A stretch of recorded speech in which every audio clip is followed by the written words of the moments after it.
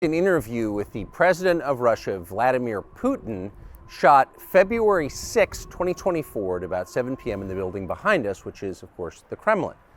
The interview, as you will see if you watch it, is primarily about the war in progress, the war in Ukraine, how it started, what's happening, and most pressingly, how it might end.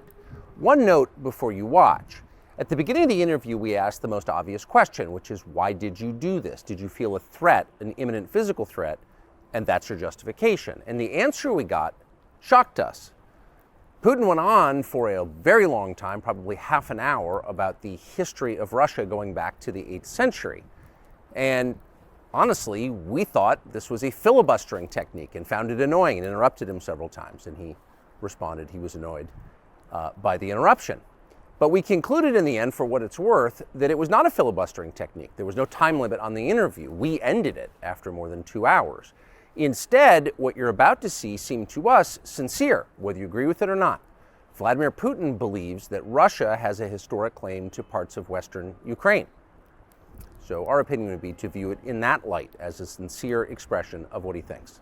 And with that, here it is. Mr. President, thank you. On February 22nd, 2022, you addressed your country in a nationwide address when the conflict in Ukraine started. And you said that you were acting because you had come to the conclusion that the United States, through NATO, might initiate a, quote, surprise attack on our country. And to American ears, that sounds paranoid. Tell us why you believe the United States might strike Russia out of the blue. How did you conclude that? It's not that America, the United States, was going to launch a surprise strike on Russia. I didn't say that. Are we having a talk show or a serious conversation? Here's the quote. Thank you. It's a formidable serious talk. Because your basic education is in history, as far as I understand. Yes. So if you don't mind, I will take only 30 seconds or 1 minute to give you a short reference to history for giving you a little historical background. Please. Let's look where our relationship with Ukraine started from. Where did Ukraine come from? The Russian state started gathering itself as a centralized statehood, and it is considered to be the year of the establishment of the Russian state in 862, when the townspeople of Novgorod invited a Varangian prince, Rurik, from Scandinavia to reign. In 1862, Russia celebrated the 1000th anniversary of its statehood. And in Novgorod, there is a memorial dedicated to the 1000th anniversary of the country. In 882, Rurik's successor, Prince Oleg, who was actually playing the role of regent at Rurik's younger son, because Rurik had died by that time, came to Kiev.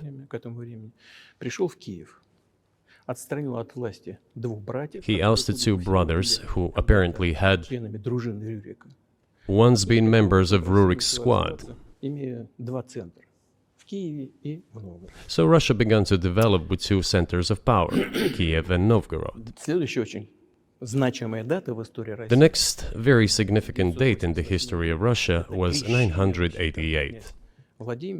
This was the baptism of Russia, when Prince Vladimir, the great-grandson of Rurik, baptized Russia and adopted Orthodoxy, or Eastern Christianity. From this time, the centralized Russian state began to strengthen. Why? Because of the single territory, integrated economic ties, one and the same language, and, after the baptism of Russia, the same faith and rule of the prince. The centralized Russian state began to take shape. Back in the Middle Ages, Prince Yaroslav the Wise introduced the order of succession to a throne. But after he passed away, it became complicated for various reasons. The throne was passed not directly from father to eldest son, but from the prince who had passed away to his brother, then to his sons in different lines. All this led to the fragmentation and the end of Rus as a single state. There was nothing special about it. The same was happening then in Europe.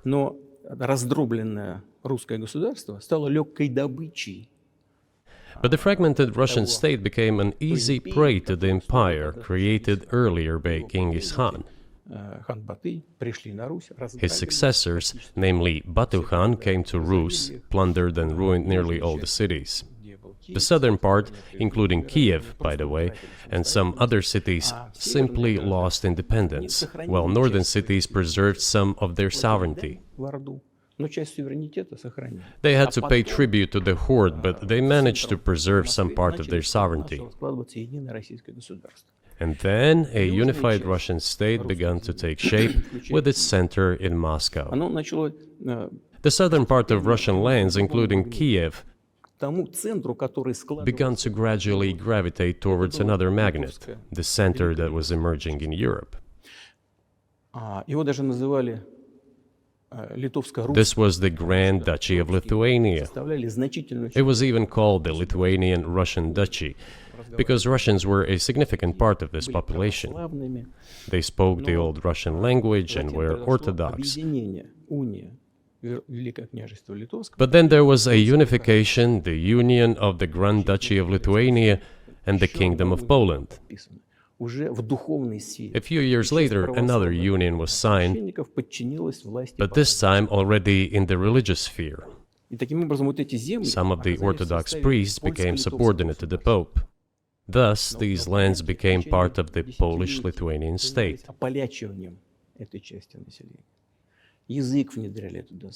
During decades, the Poles were engaged in Polonization of this part of the population. They introduced their language there, tried to entrench the idea that this population was not exactly Russians, that because they lived on the fringe, they were Ukrainians. Originally, the word Ukrainian meant that a person was living on the outskirts of the state, along the fringes, or was engaged in a border patrol service. It didn't mean any particular ethnic group. So the Poles were trying to, in every possible way, to colonize this part of the Russian lands, and actually treated it rather harshly, not to say cruelly. All that led to the fact that this part of the Russian lands began to struggle for their rights. They wrote letters to Warsaw demanding that their rights be observed and people be commissioned here, including to Kiev. I beg your pardon, can you tell us what period? I'm losing track of where in history we are. The Polish oppression of Ukraine. It was in the 13th century.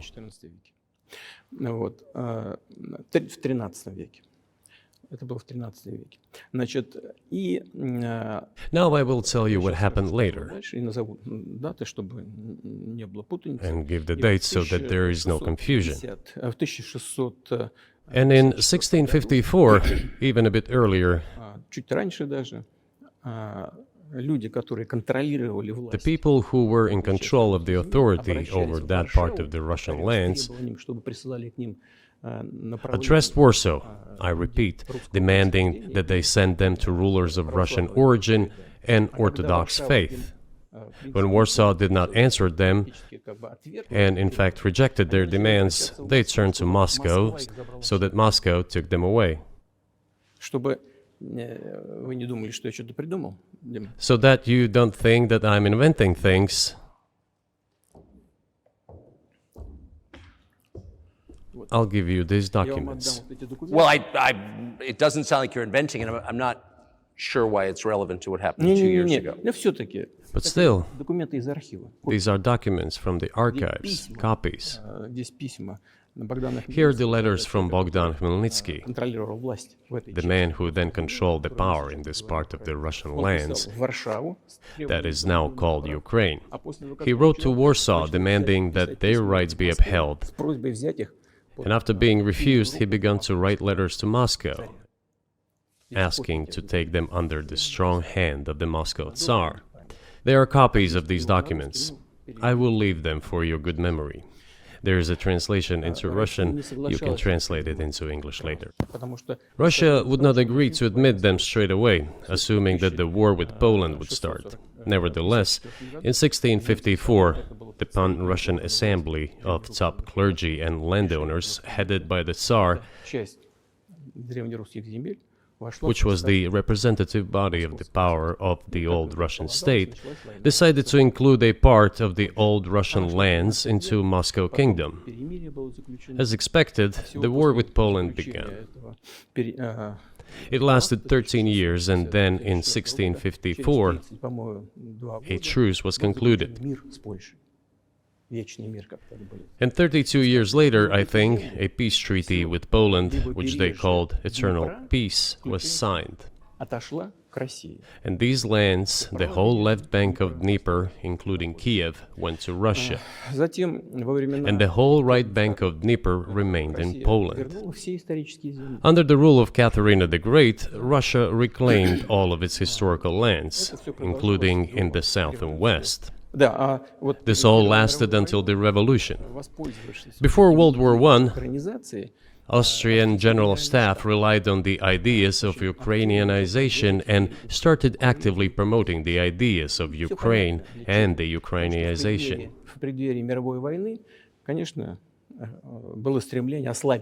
Their motive was obvious. Just before World War I, they wanted to weaken the potential enemy and secure themselves favorable conditions in the border area. So the idea which had emerged in Poland that people residing in that territory were allegedly not really Russians, but rather belonged to a special ethnic group, Ukrainians, started being propagated by the Austrian General Staff. As far back as the 19th century, theorists calling for Ukrainian independence appeared. All those, however, claimed that Ukraine should have a very good relationship with Russia. They insisted on that. After the 1917 revolution, the Bolsheviks sought to restore the statehood, and the civil war began, including the hostilities with Poland. In 1921, peace with Poland was proclaimed, and under that treaty, the right bank of Dnieper River once again was given back to Poland. In 1939, after Poland cooperated with Hitler, it did collaborate with Hitler, you know? Hitler offered Poland peace and a treaty of friendship. An alliance demanding in return that Poland give back to Germany the so-called Danzig corridor, which connected the bulk of Germany with East Prussia and Königsberg.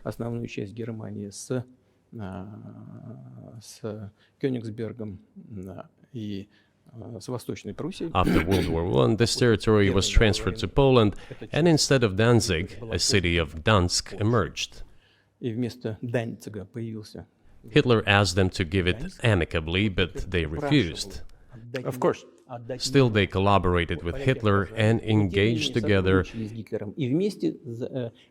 in the partitioning of Czechoslovakia. But may I ask you, you're making the case that Ukraine, certainly parts of Ukraine, Eastern Ukraine, is in effect Russia has been for hundreds of years. Why wouldn't you just take it when you became president 24 years ago? You have nuclear weapons, they don't. If it's actually your land, why did you wait so long? I'll tell you. I'm coming to that. This briefing is coming to an end. It might be boring, but it explains many things. I just don't know how it's relevant. Good. Good. I'm so gratified that you appreciate that. Thank you. So, before World War II, Poland collaborated with Hitler, and although it did not yield to Hitler's demands, it still participated in the partitioning of Czechoslovakia together with Hitler, as the Poles had not given the Danzig corridor to Germany and went too far, pushing Hitler to start World War II by attacking them. Why was it Poland against whom the war started on 1st September 1939? Poland turned out to be uncompromising, and Hitler had nothing to do but start implementing his plans with Poland. By the way, the USSR, I have read some archive documents, behaved very honestly. It asked Poland's permission to transit its troops through the Polish territory to help Czechoslovakia. But the then Polish foreign minister said that if the Soviet planes flew over Poland, they would be downed over the territory of Poland. But that doesn't matter. What matters is that the war began, and Poland fell prey to the policies it had pursued against Czechoslovakia, as under the well-known Molotov-Ribbentrop Pact. Part of the territory, including western Ukraine, was to be given to Russia. Thus, Russia, which was then named the USSR, regained its historical lands. After the victory in the Great Patriotic War, as we call World War II, all those territories were ultimately enshrined as belonging to Russia, to the USSR. As for Poland, it received, apparently in compensation, the lands which had originally been German. The eastern parts of Germany, these are now western lands of Poland. Of course, Poland regained access to the Baltic Sea and Danzig, which was once again given its Polish name. So this was how this situation developed. In 1922, when the USSR was being established, the Bolsheviks started building the USSR and established the Soviet Ukraine, which had never existed before. Right.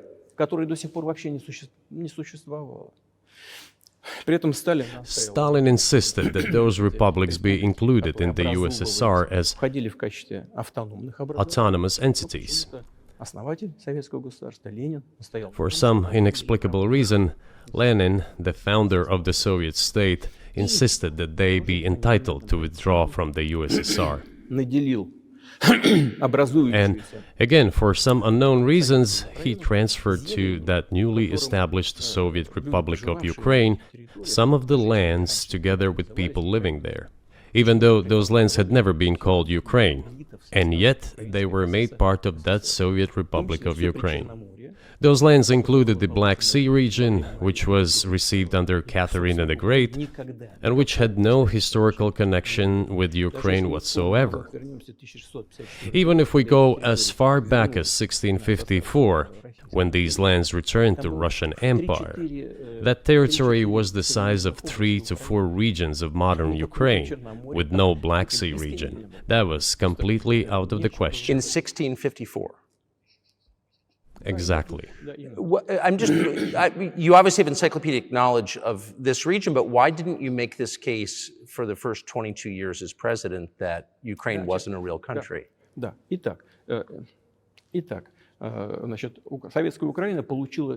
The Soviet Union was given a great deal of territory that had never belonged to it, including the Black Sea region. At some point, when Russia received them as an outcome of the Russo-Turkish Wars, they were called New Russia or Novorossiya. But that does not matter. What matters is that Lenin, the founder of the Soviet state, established Ukraine that way. For decades, the Ukrainian Soviet Republic developed as part of the USSR. And for unknown reasons, again, the Bolsheviks were engaged in Ukrainianization. It was not merely because the Soviet leadership was composed to a great extent of those originating from Ukraine. Rather, it was explained by the general policy of indigenization pursued by the Soviet Union. Same things were done in other Soviet republics. This involved promoting national languages and national cultures, which is not a bad in principle. That is how the Soviet Ukraine was created. After the World War II, Ukraine received, in addition to the lands that had belonged to Poland before the war, part of the lands that had previously belonged to Hungary and Romania.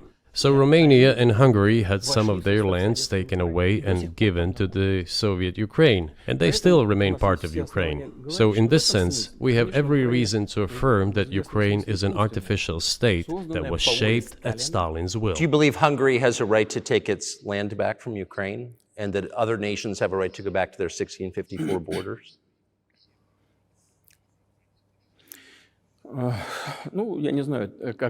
I'm not sure whether they should go back to the 1654 borders. But given Stalin's time, so-called Stalin's regime, which as many claim saw numerous violations of human rights and violations of the rights of other states, в этом смысле, конечно, вполне можно, если не говорить о том, что они имеют на это право. one may say that they could claim back those lands of theirs while having no right to do that. It is at least understandable. Have you told Viktor Orban that he can have part of Ukraine? Никогда не говорил. Never. I have never told him, not a single time. У нас с ним даже на этот счет не было никаких разговоров. Но мне достоверно... We have not even had any conversation on that, but I actually know for sure that Hungarians who live there Они, конечно, хотят вернуться на свою историю. wanted to get back to their historical land. Интересную историю, отвлекусь. Moreover, I would like to share a very interesting story with you. Значит, где-то в начале I digress, it's a personal one. из, Somewhere in the early 80s, I went on a road trip in a car from then Leningrad across the Soviet Union through Kiev, въехал made a stop in Kiev, and then went to western Ukraine.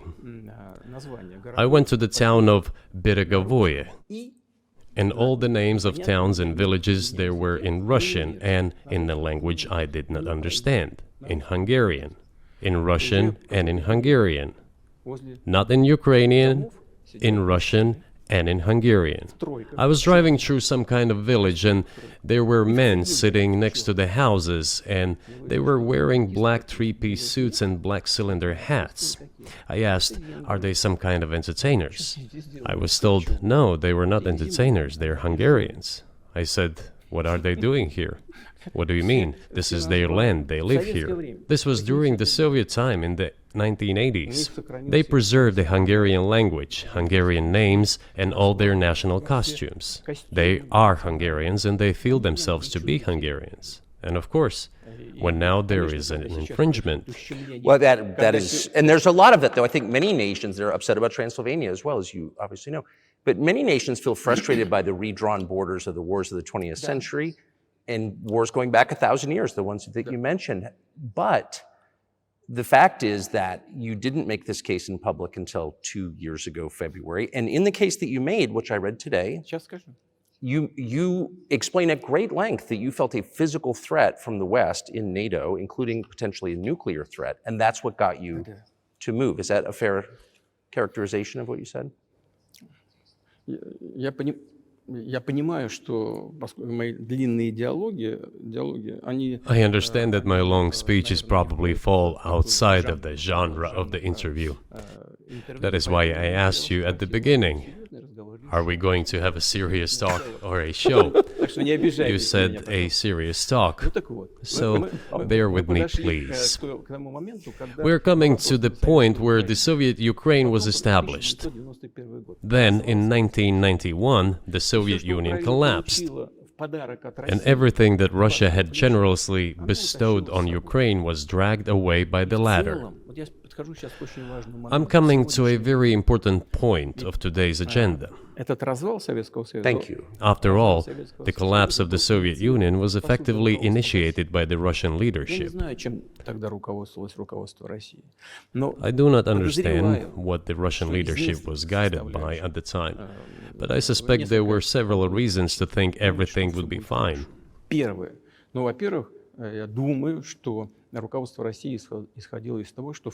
First, I think that then Russian leadership believed that the fundamentals of the relationship between Russia and Ukraine were, in fact, a common language. More than 90% of the population there spoke Russian.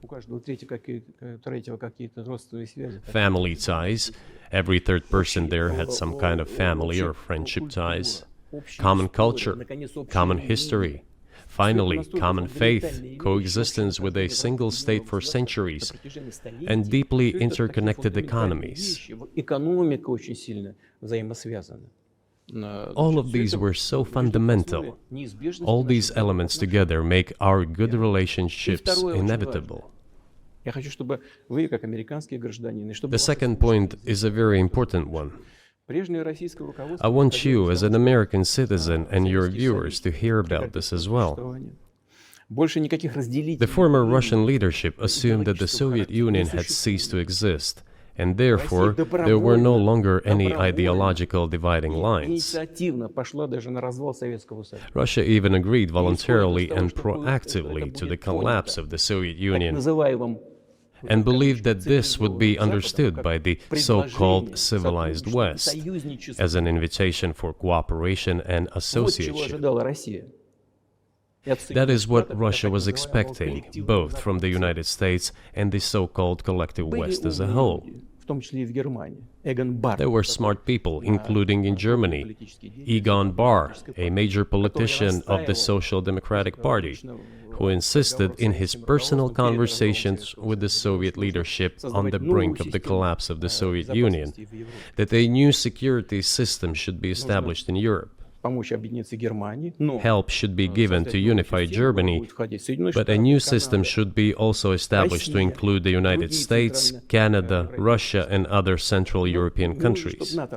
Yes. But NATO needs not to expand. That's what he said. If NATO expands, everything would be just the same as during the Cold War, only closer to Russia's borders. That's all. He was a wise old man, but no one listened to him. In fact, he got angry once.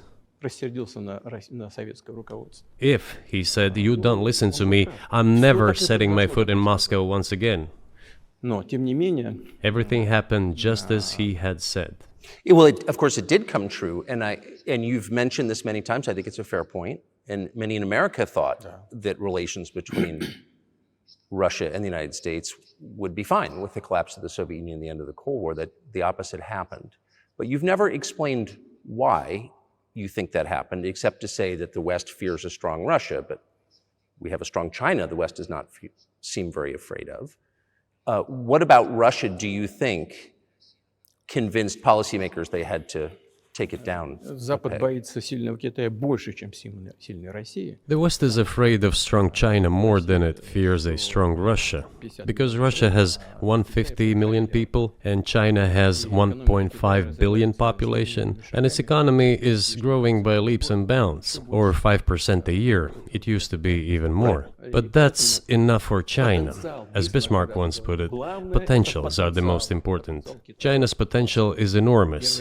It is the biggest economy in the world today in terms of purchasing power parity and the size of the economy. It has already overtaken the United States quite a long time ago, and it is growing at a rapid clip. Let's not talk about who is afraid of whom. Let's not reason in such terms. And let's get into the fact that after 1991, when Russia expected that it would be welcomed into the brotherly family of civilized nations, nothing like this happened. You tricked us. I don't mean you personally when I say you. Of course, I'm talking about the United States. The promise was that NATO would not expand eastward, but it happened 5 times. There were 5 waves of expansion. We tolerated all that. We were trying to persuade them. We were saying, please don't. We are as bourgeois now as you are. We are market economy and there is no communist party power. Let's negotiate. Moreover, I have also said this publicly before. There was a moment when a certain rift started growing between us. Before that, Yeltsin came to the United States. Remember, he spoke in Congress and said the good words, God bless America. Everything he said were signals. Let us in. Remember the developments in Yugoslavia before the Yeltsin was lavished with praise? As soon as the developments in Yugoslavia started, he raised his voice in support of Serbs, and we couldn't but raise our voices for Serbs in their defense. I understand that there were complex processes underway there, I do, but Russia could not help raising its voice in support of Serbs, because Serbs are also a special and close to us nation, with Orthodox culture and so on. It's a nation that has suffered so much for generations. Well, regardless, what is important is that Yeltsin expressed his support. What did the United States do? In violation of international law and the UN Charter, it started bombing Belgrade. It was the United States that let the genie out of the bottle. Moreover, when Russia protested and expressed its resentment, what was said? The UN Charter and international law have become obsolete. Now everyone invokes international law, but at that time they started saying that everything was outdated. Everything had to be changed. Indeed, some things need to be changed, as the balance of power has changed. It's true, but not in this manner. Yeltsin was immediately dragged through the mud, accused of alcoholism, of understanding nothing, of knowing nothing. He understood everything, I assure you. Well, I became president in 2000. I thought, okay, the Yugoslav issue is over, but we should try to restore relations. Let's reopen the door that Russia had tried to go through. And moreover, I said it publicly, I can reiterate. At a meeting here in the Kremlin with the outgoing President Bill Clinton, right here in the next room, I said to him, I asked him, Bill, do you think if Russia asked to join NATO, do you think it would happen? Suddenly he said, you know, it's interesting. I think so. But in the evening, when we met for dinner, he said, you know, I've talked to my team. No, it's not possible now. You can ask him. I think he will watch our interview. He'll confirm it. I wouldn't have said anything like that if it hadn't happened. Okay. Were you sincere? It's impossible now. Would you have joined NATO? Look, I asked the question, is it possible or not? And the answer I got was no. If I was insincere in my desire to find out what the leadership position was... But if he had said yes, would you have joined NATO? If he had said yes, the process of rapprochement would have commenced, and eventually it might have happened, if we had seen some sincere wish on the other side of our partners. But it didn't happen. Well, no means no. Okay, fine. Why do you think that is? Just to get to motive, I know you're clearly bitter about it, I understand, but why do you think the West rebuffed you then? Why the hostility? Why did the end of the Cold War not fix the relationship? What motivates this from your point of view? You said I was bitter about the answer. No, it's not bitterness. It's just a statement of fact. We're not bride and groom, bitterness, resentment. It's not about those kind of matters in such circumstances. We just realized we weren't welcome there, that's all. Okay, fine. But let's build relations in another manner. Let's look for common ground elsewhere. Why we received such a negative response, you should ask your leaders. I can only guess why. Too big a country with its own opinion and so on. And the United States, I've seen how issues are being resolved in NATO. I will give you another example now concerning Ukraine. The US leadership exerts pressure, and all NATO members obediently vote, even if they do not like something.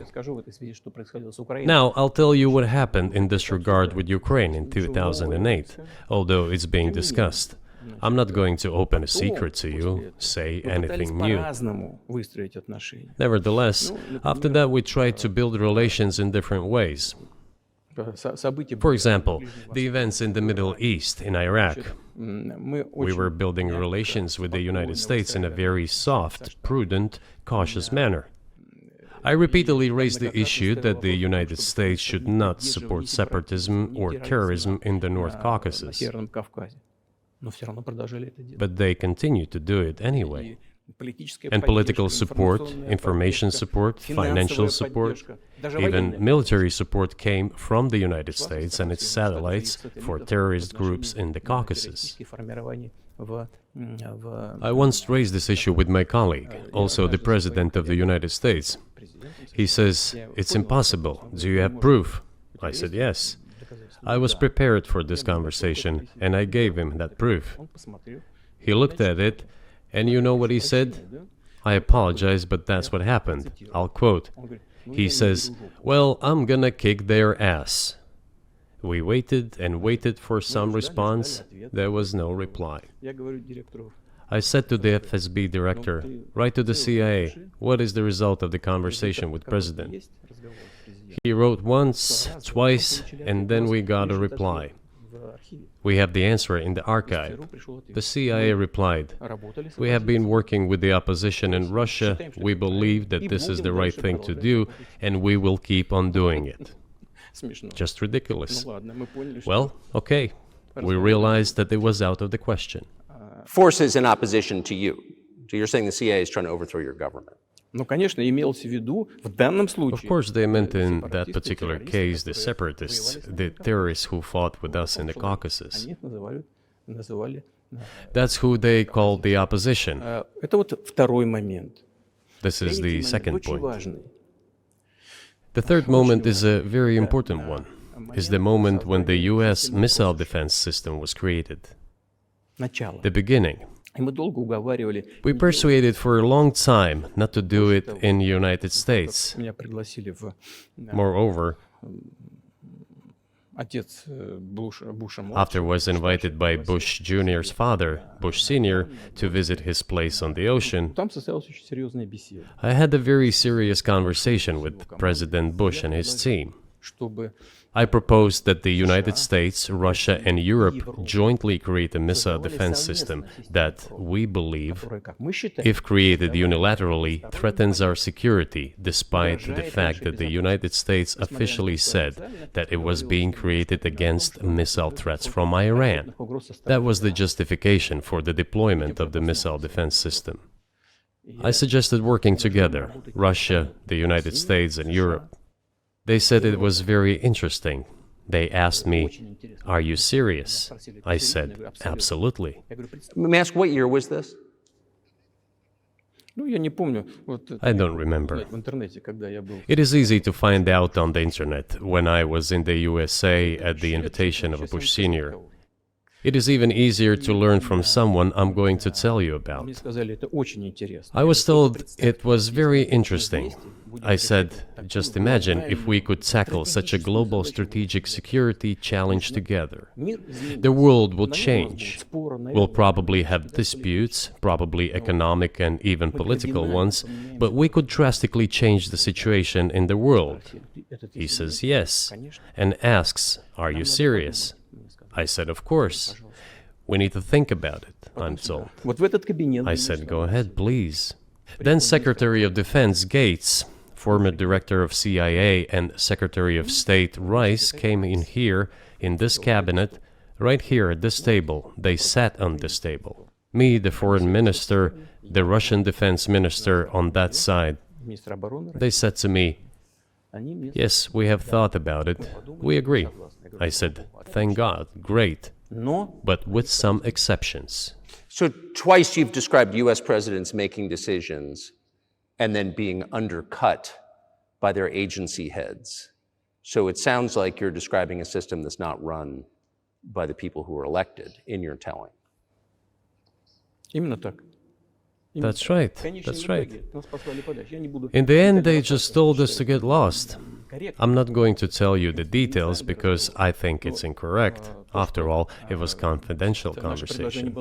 But our proposal was declined. That's a fact. It was right then when I said, "Look, but then we will be forced to take countermeasures.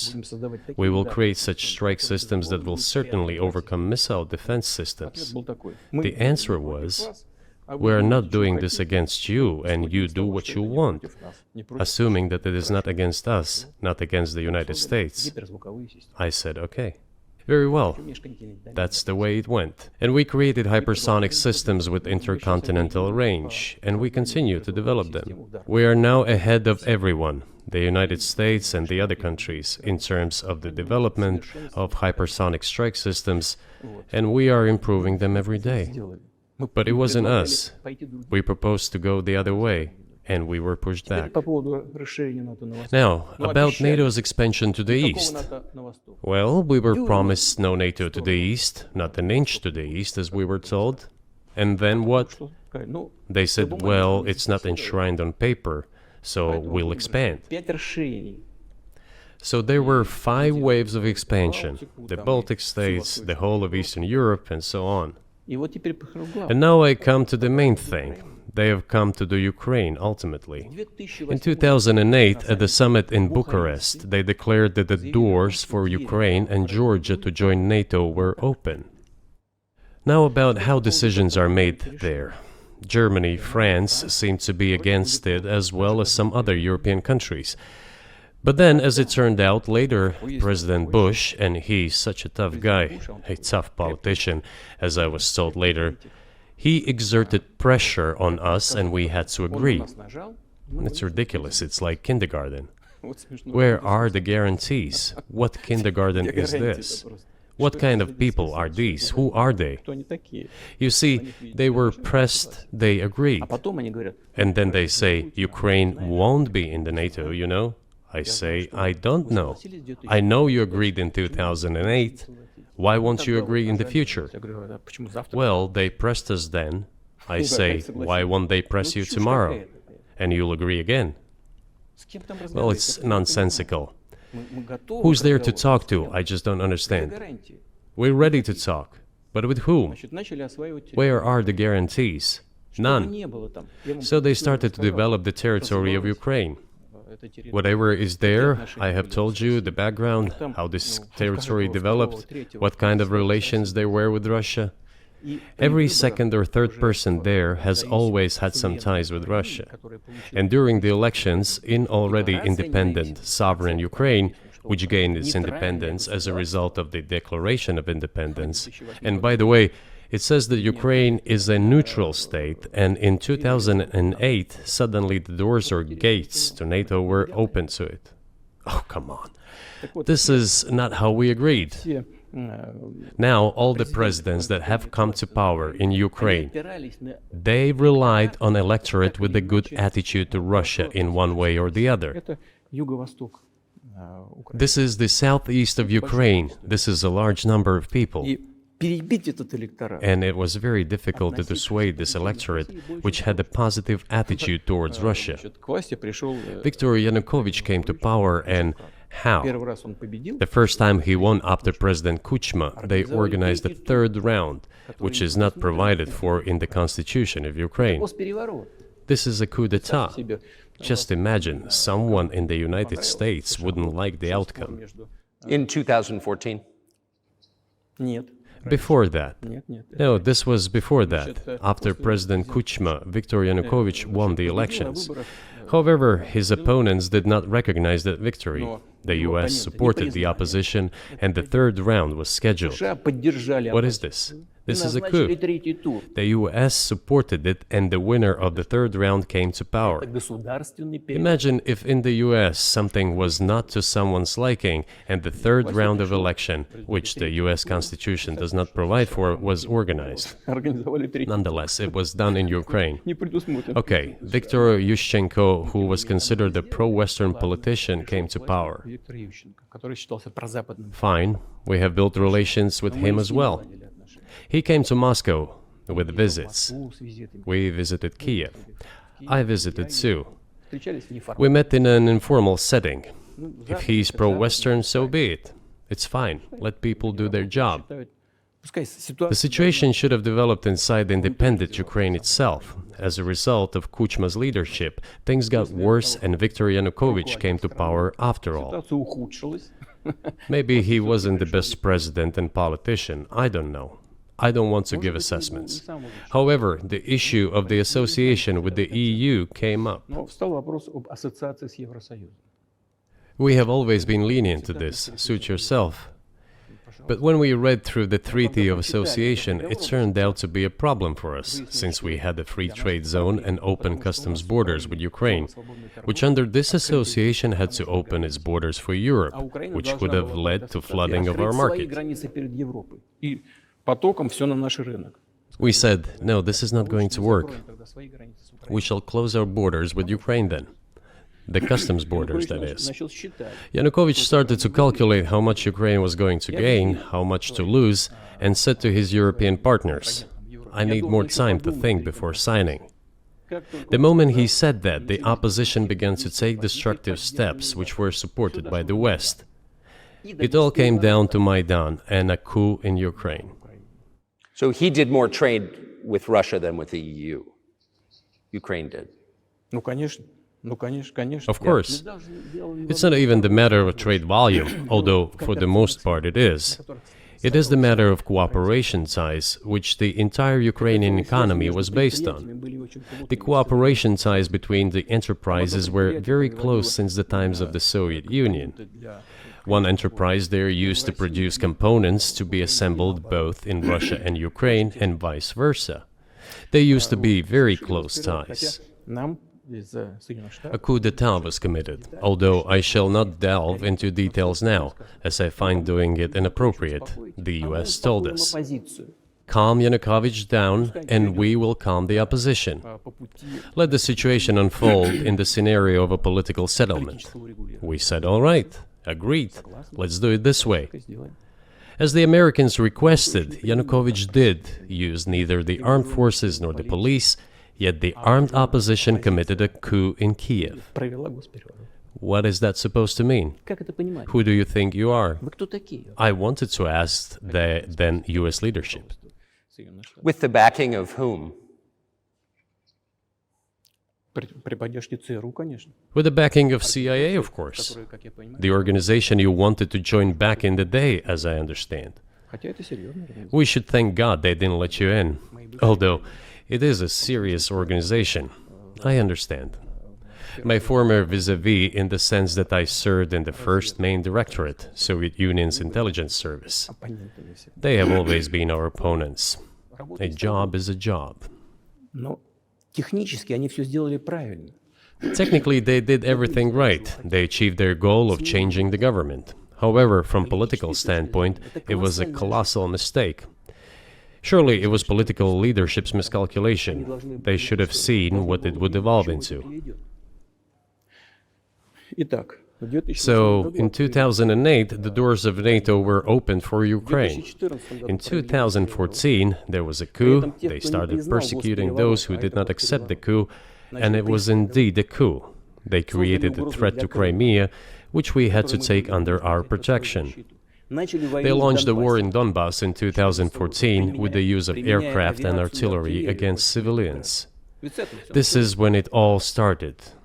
There is a video of aircraft attacking Donetsk from above. They launched a large-scale military operation, then another one. When they failed, they started to prepare the next one.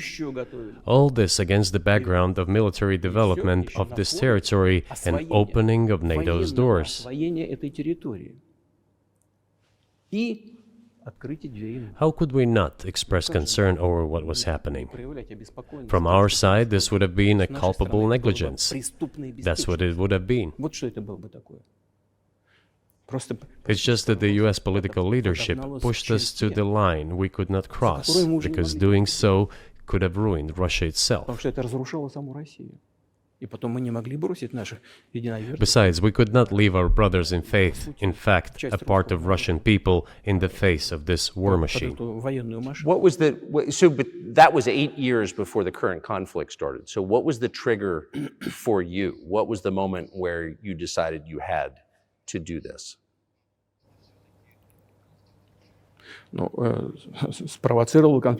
Initially, it was the coup in Ukraine that provoked the conflict. By the way, back then the representatives of 3 European countries, Germany, Poland and France, arrived. They were the guarantors of the signed agreement between the government of Yanukovych and the opposition. They signed it as guarantors. Despite that, the opposition committed a coup, and all these countries pretended that they didn't remember that they were guarantors of the peaceful settlement. Никто не вспоминает. They just threw it in the stove right away, and nobody recalls that. I don't know if the US know anything about the agreement between the opposition and the authorities, and its three guarantors who, instead of bringing this whole situation back in the political field, supported the coup. Although it was meaningless, believe me, because President Yanukovych agreed to all conditions. He was ready to hold an early election, which he had no chance of winning, frankly speaking. Everyone knew that. Then why the coup? Why the victims? Why threatening Crimea? Why launching an operation in Donbass? This I do not understand. That is exactly what the miscalculation is. CIA did its job to complete the coup. I think one of the deputy secretaries of state said that it cost a large sum of money, almost 5 billion. But the political mistake was colossal. Why would they have to do that? All this could have been done legally, without victims, without military action, without losing Crimea. We would have never considered to even lift a finger if it hadn't been for the bloody developments on Maidan. Because we agreed with the fact that after the collapse of the Soviet Union, our borders should be along the borders of former Union's republics. We agreed to that.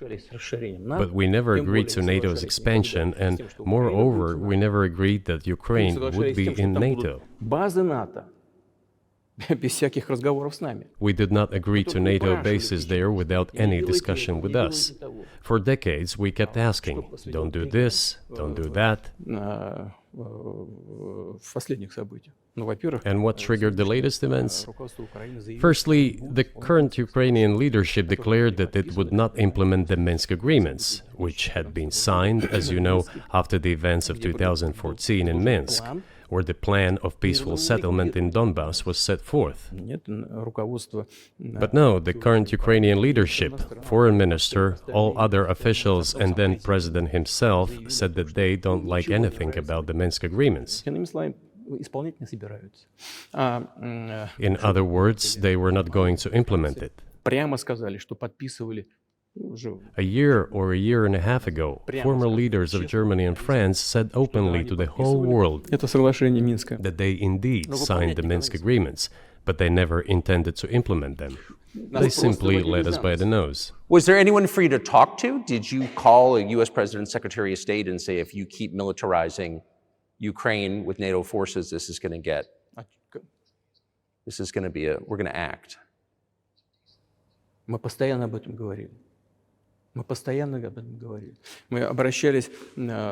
talked about this all the time. We addressed the United States and European countries' leadership to stop these developments immediately, to implement the Minsk agreements.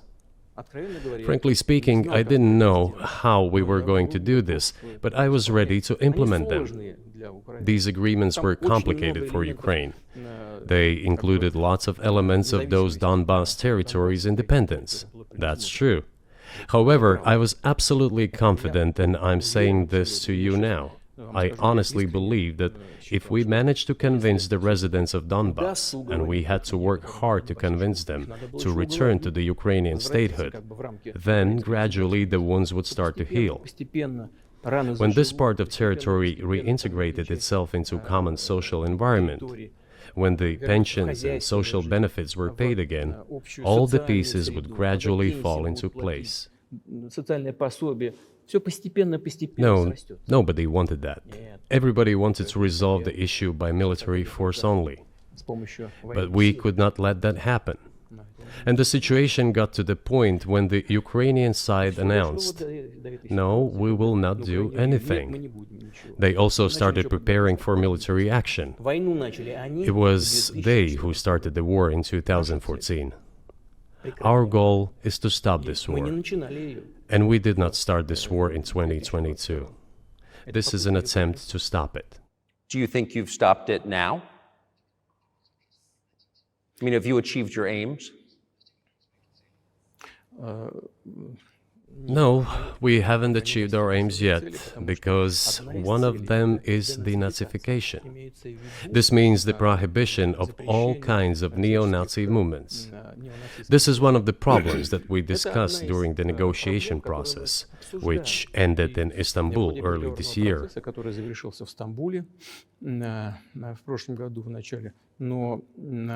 And it was not our initiative, because we were told by the Europeans, in particular, that it was necessary to create conditions for the final signing of the documents. My counterparts in France and Germany said, "How can you imagine them signing a treaty with a gun to their heads? The troops should be pulled back from Kiev." I said, "All right." We withdrew the troops from Kiev.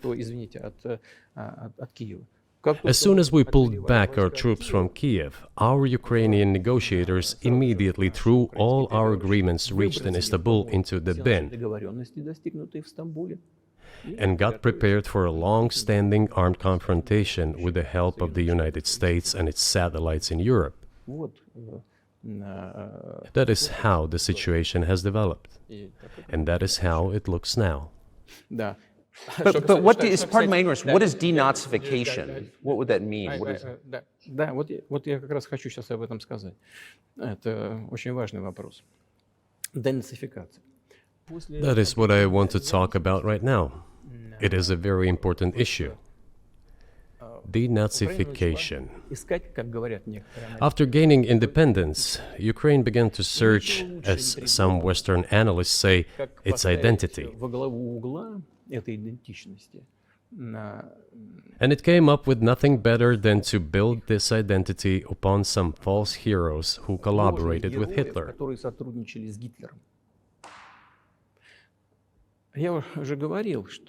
I have already said that in the early 19th century, when the theorists of independence and sovereignty of Ukraine appeared, they assumed that an independent Ukraine should have very good relations with Russia. But due to the historical development, those territories were part of the Polish-Lithuanian Commonwealth. Poland, where Ukrainians were persecuted and treated quite brutally, as well as were subject to cruel behavior. There were also attempts to destroy their identity. All this remained in the memory of the people. When World War II broke out, part of this extremely nationalist elite collaborated with Hitler, believing that he would bring them freedom. The German troops, even the SS troops, made Hitler's collaborators do the dirtiest work of exterminating the Polish and Jewish population. Hence this brutal massacre of the Polish and Jewish population, as well as the Russian population too.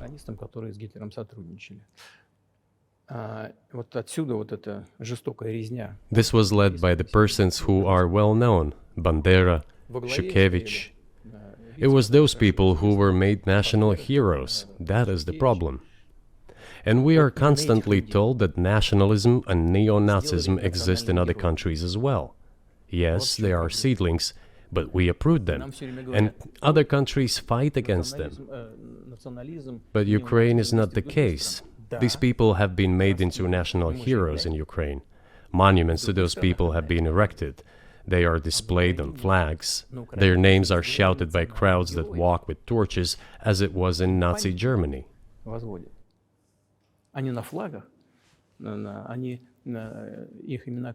These were people who exterminated Poles, Jews, and Russians. It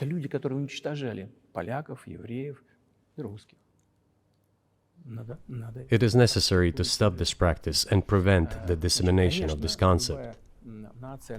I say that Ukrainians are part of the one Russian people. They say, no, we are a separate people. Okay, fine. If they consider themselves a separate people, they have the right to do so, but not on the basis of Nazism, the Nazi ideology. Would you be satisfied with the territory that you have now?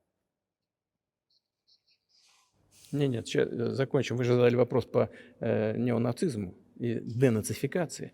I will finish answering the question. You just asked a question about neo-Nazism and denazification. Замалчивается на Западе. Look, the president of Ukraine visited Canada. This story is well known, but being silenced in the Western countries. Спикер парламента. The Canadian Parliament introduced a man who, as the Speaker of the Parliament said, fought against the Russians during the World War II. Well, who fought against the Russians during the World War II? Hitler and his accomplices. It turned out that this man served in the SS troops. He personally killed Russians, Poles, and Jews. The SS troops consisted of Ukrainian nationalists who did this dirty work.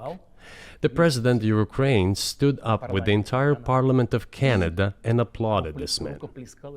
How can this be imagined? The president of Ukraine himself, by the way, is a Jew by nationality.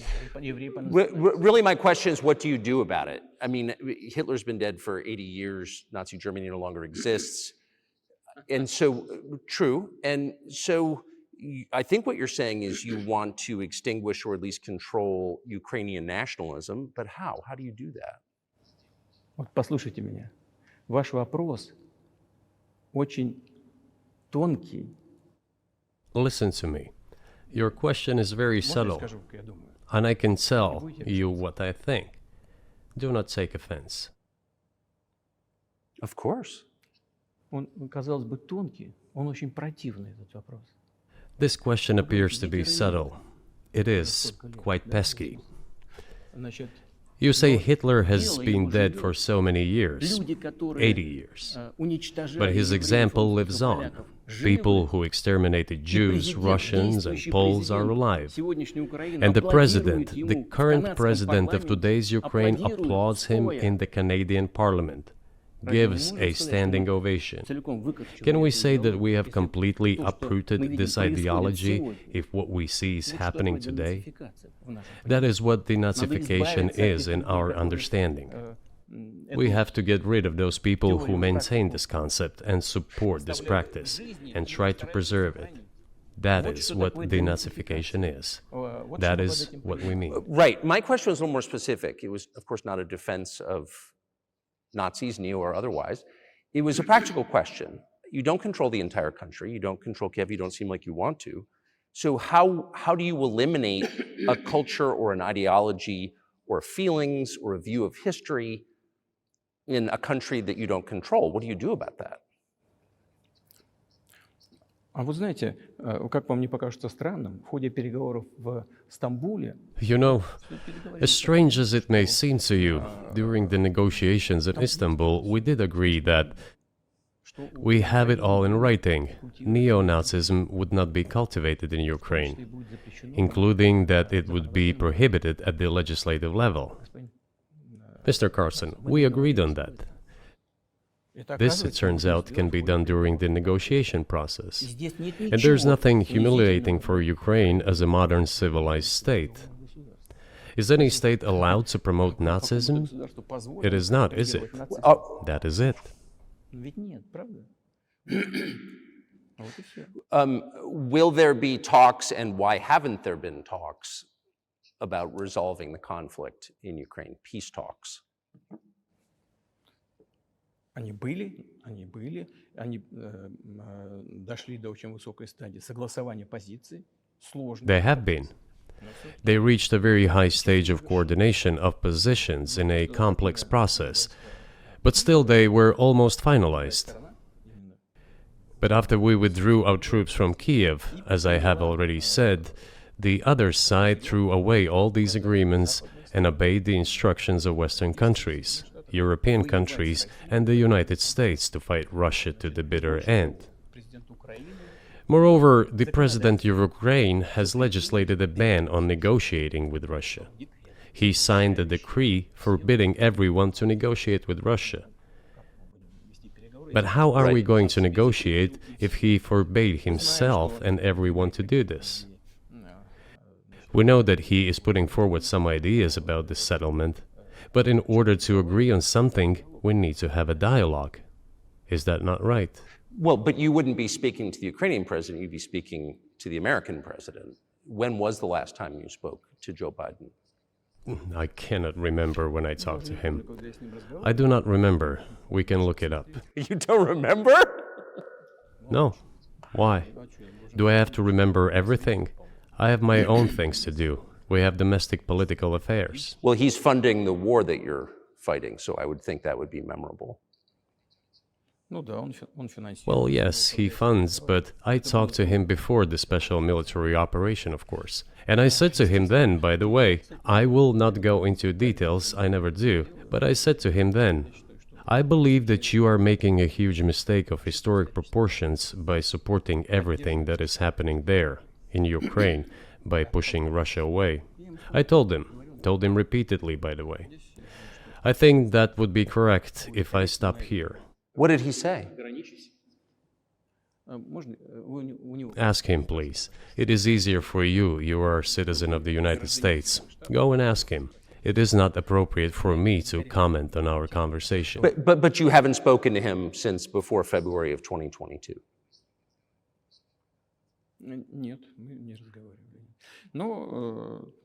No, we haven't spoken. Certain contacts are being maintained, though. Speaking of which,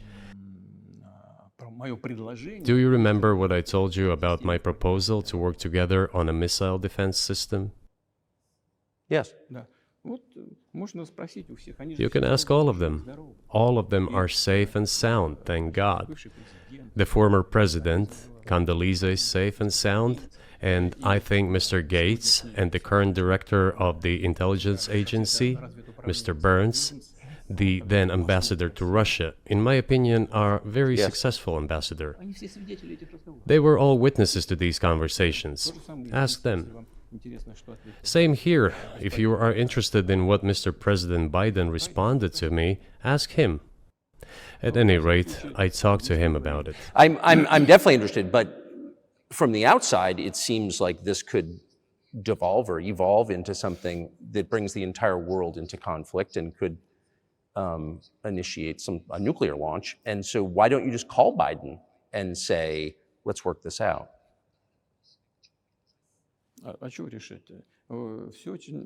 What's there to work out? It's very simple. I repeat. We have contacts through various agencies. I will tell you what we are saying on this matter and what we are conveying to the US leadership. If you really want to stop fighting, you need to stop supplying weapons. It will be over within a few weeks. That's it. And then we can agree on some terms. Before you do that, stop. What's easier? Why would I call him?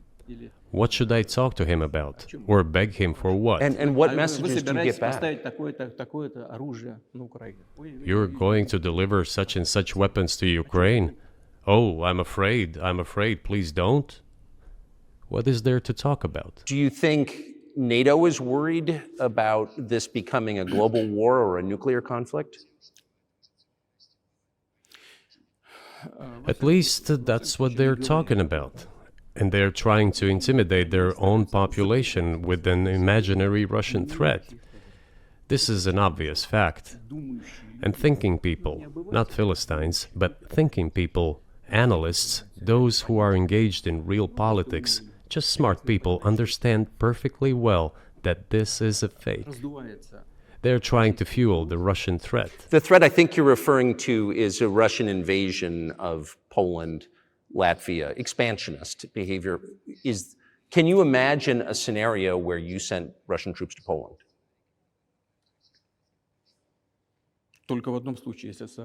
Only in one case, if Poland attacks Russia. Why? Because we have no interest in Poland, Latvia, or anywhere else. Why would we do that? We simply don't have any interest. It's just threat-mongering. Well, the argument, I know you know this, is that, well, he invaded Ukraine, he has territorial aims across the continent, and you're saying unequivocally you don't.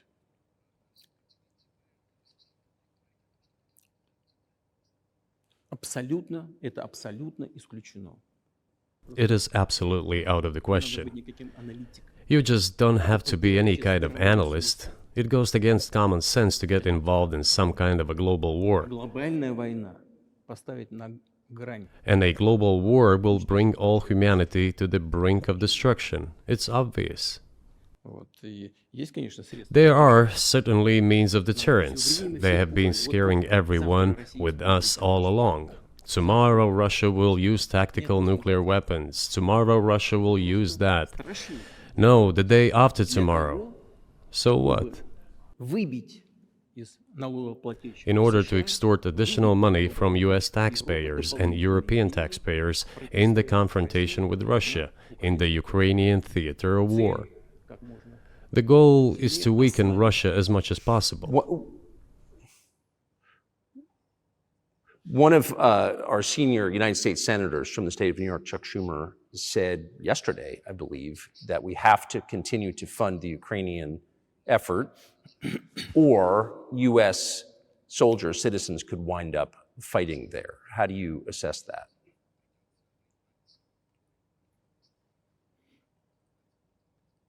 Это провокация. This is a provocation, and a cheap provocation at that. Американские солдаты должны воевать. I do not understand why American soldiers should fight in Ukraine. There are mercenaries from the United States there. The bigger number of mercenaries comes from Poland, with mercenaries from the United States in second place and mercenaries from Georgia in third place. Безусловно. Well, if somebody has the desire to send regular troops, that would certainly bring humanity to the brink of very serious global conflict. This is obvious. Do the United States need this? What for? Национальной территории. У вас нечем заниматься. Thousands of miles away from your national territory. На границе полно. Проблемы Don't you have anything better to do? с государством. You have issues on the border, issues with migration, issues with the national debt, more than $33 trillion. You have nothing better to do, so you should fight in Ukraine? Понимая ситуацию, которая складывается. Wouldn't it be better to negotiate with Russia? Make an agreement, already understanding the situation that is developing today, realizing that Russia will fight for its interests to the end? К здравому смыслу. And realizing this, actually return to common sense, start respecting our country and its interests, and look for certain solutions. Кажется, что это гораздо умнее. It seems to me that this is much smarter and more rational. Who blew up Nord Stream? You for sure. I was busy that day. Nate, do you have I did not blow up Nord Stream. Thank you, though. У вас лично, может быть, есть алиби. У вас лично. You personally may have an alibi, but the CIA has no such alibi. Do you have evidence that NATO or the CIA did it?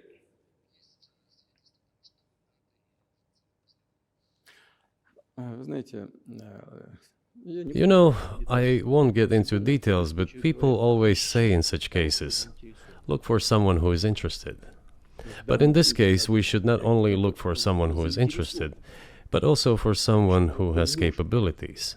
Because there may be many people interested, but not all of them are capable of sinking to the bottom of the Baltic Sea and carrying out this explosion. These two components should be connected.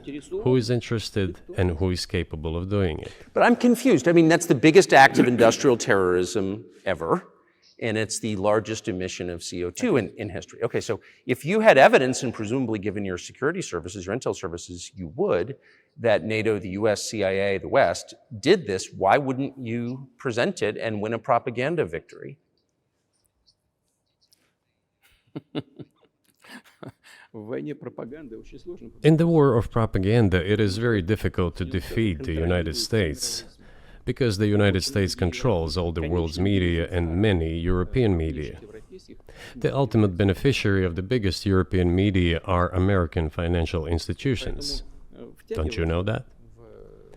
So it is possible to get involved in this work, but it is cost prohibitive, so to speak. Мы можем We can simply shine the spotlight on our sources of information, and we will not achieve results. It is clear to the whole world what happened, and even American analysts talk about it directly. It's true. Yes, but here's a question you may be able to answer. You worked in Germany, famously. The Germans clearly know that their NATO partner did this, and it damaged their economy greatly. It may never recover. Why are they being silent about it? That's very confusing to me. Why wouldn't the Germans say something about it? Ну, меня это тоже удивляет. This also confuses me. But today's German leadership is guided by the interests of the collective West rather than its national interests. Otherwise, it is difficult to explain the logic of their action or inaction. After all, it is not only about Nord Stream 1, which was blown up, and the Nord Stream 2 was damaged. But one pipe is safe and sound, and gas can be supplied to Europe through it. But Germany does not open it. We are ready, please. There's another route through Poland, called Yamal Europe, which also allows for large flow. Poland has closed it, but Poland packs from the German hand.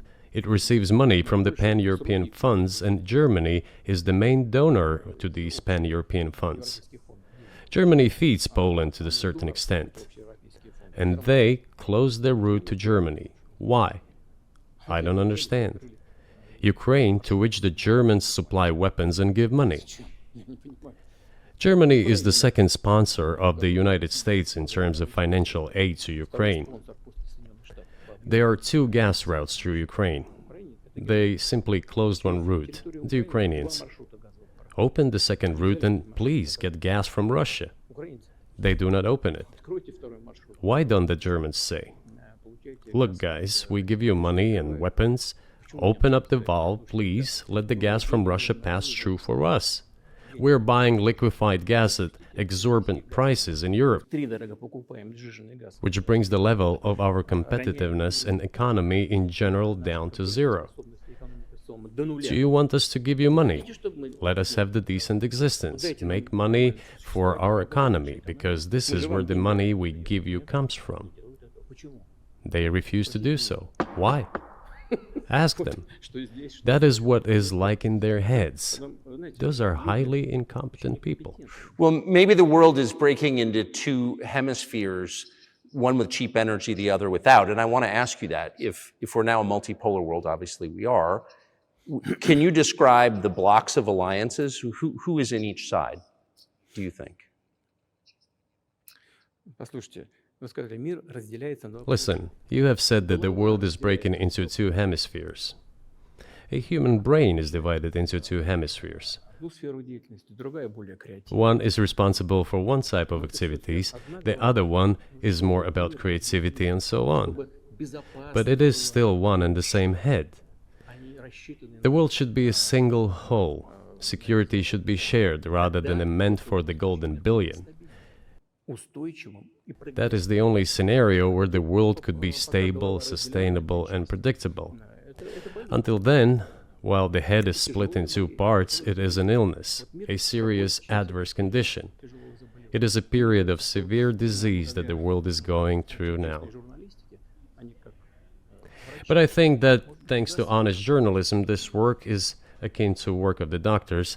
This could somehow be remedied. Well, let's just give one example, the US dollar, which has kind of united the world in a lot of ways, maybe not to your advantage, but certainly to ours. Is that going away as the reserve currency, the universally accepted currency? How have sanctions, do you think, changed the dollar's place in the world?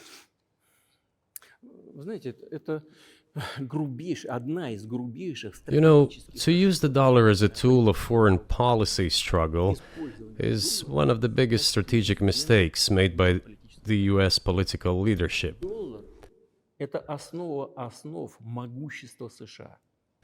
The dollar is the cornerstone of the United States power. I think everyone understands very well that no matter how many dollars are printed, they are quickly dispersed all over the world.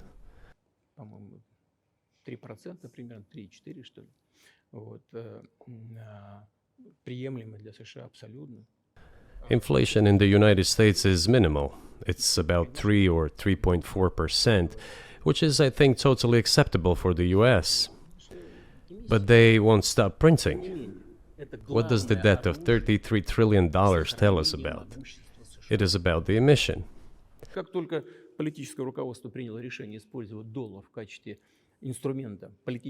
Nevertheless, it is the main weapon used by the United States to preserve its power across the world.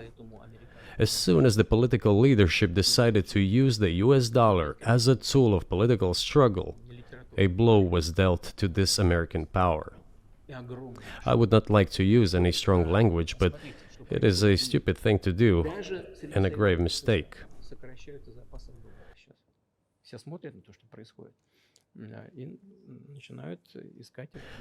Look at what is going on in the world. Even the United States allies are now downsizing their dollar reserves. Seeing this, everyone starts looking for ways to protect themselves.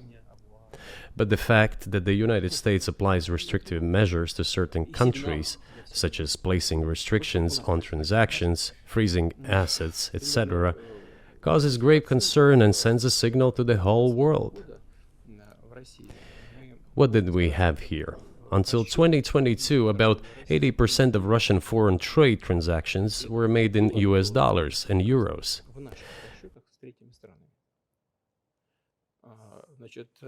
US dollars accounted for approximately 50% of our transactions with third countries, while currently it is down to 13%.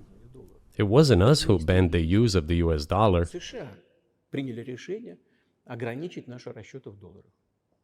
We had no such intention. It was decision of the United States to restrict our transactions in US dollars. I think it is complete foolishness from the point of view of the interests of the United States itself and its taxpayers, as it damages the US economy, undermines the power of the United States across the world. By the way, our transactions in yuan accounted for about 3%. Today, 34% of our transactions are made in rubles and about as much, a little over 34% in yuan.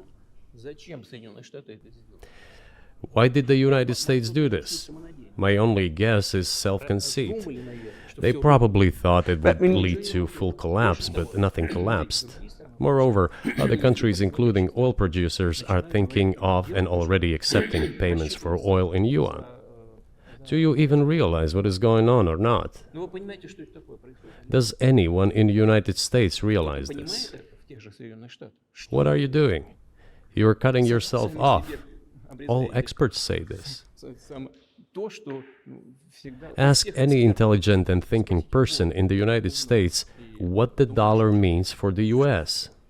But You're killing it with your own hands. I think that's I think that's a fair assessment. The question is what comes next, and maybe you trade one colonial power for another, much less sentimental and forgiving colonial power. I mean, is the BRICS, for example, in danger of being completely dominated by the Chinese economy in a way that's not good for their sovereignty? Do you worry about that? Well, we have heard those boogeyman stories before. It is a boogeyman story. We're neighbors with China. You cannot choose neighbors just as you cannot choose close relatives. We share a border of 1,000 kilometers with them. This is number one. Second, we have a centuries-long history of coexistence. We're used to it. Third, China's foreign policy philosophy is not aggressive. Its idea is to always look for compromise, and we can see that. The next point is as follows. We are always told the same boogeyman story, and here it goes again. Through an euphemistic form, but it is still the same boogeyman story. The cooperation with China keeps increasing. The pace at which China's cooperation with Europe is growing is higher and greater than that of the growth of Chinese-Russian cooperation. Ask Europeans, aren't they afraid? They might be, I don't know. But they are still trying to access China's market at all costs, especially now that they are facing economic problems. Chinese businesses are also exploring the European market. Do Chinese businesses have small presence in the United States? Yes, the political decisions are such that they are trying to limit their cooperation with China. It is to your own detriment, Mr. Tucker, that you are limiting cooperation with China. You are hurting yourself. It is a delicate matter, and there are no silver bullet solutions, just as it is with the dollar. So, before introducing any illegitimate sanctions, illegitimate in terms of the Charter of the United Nations, one should think very carefully. For decision makers, this appears to be a problem. So you said a moment ago that the world would be a lot better if it weren't broken into competing alliances, if there was cooperation globally.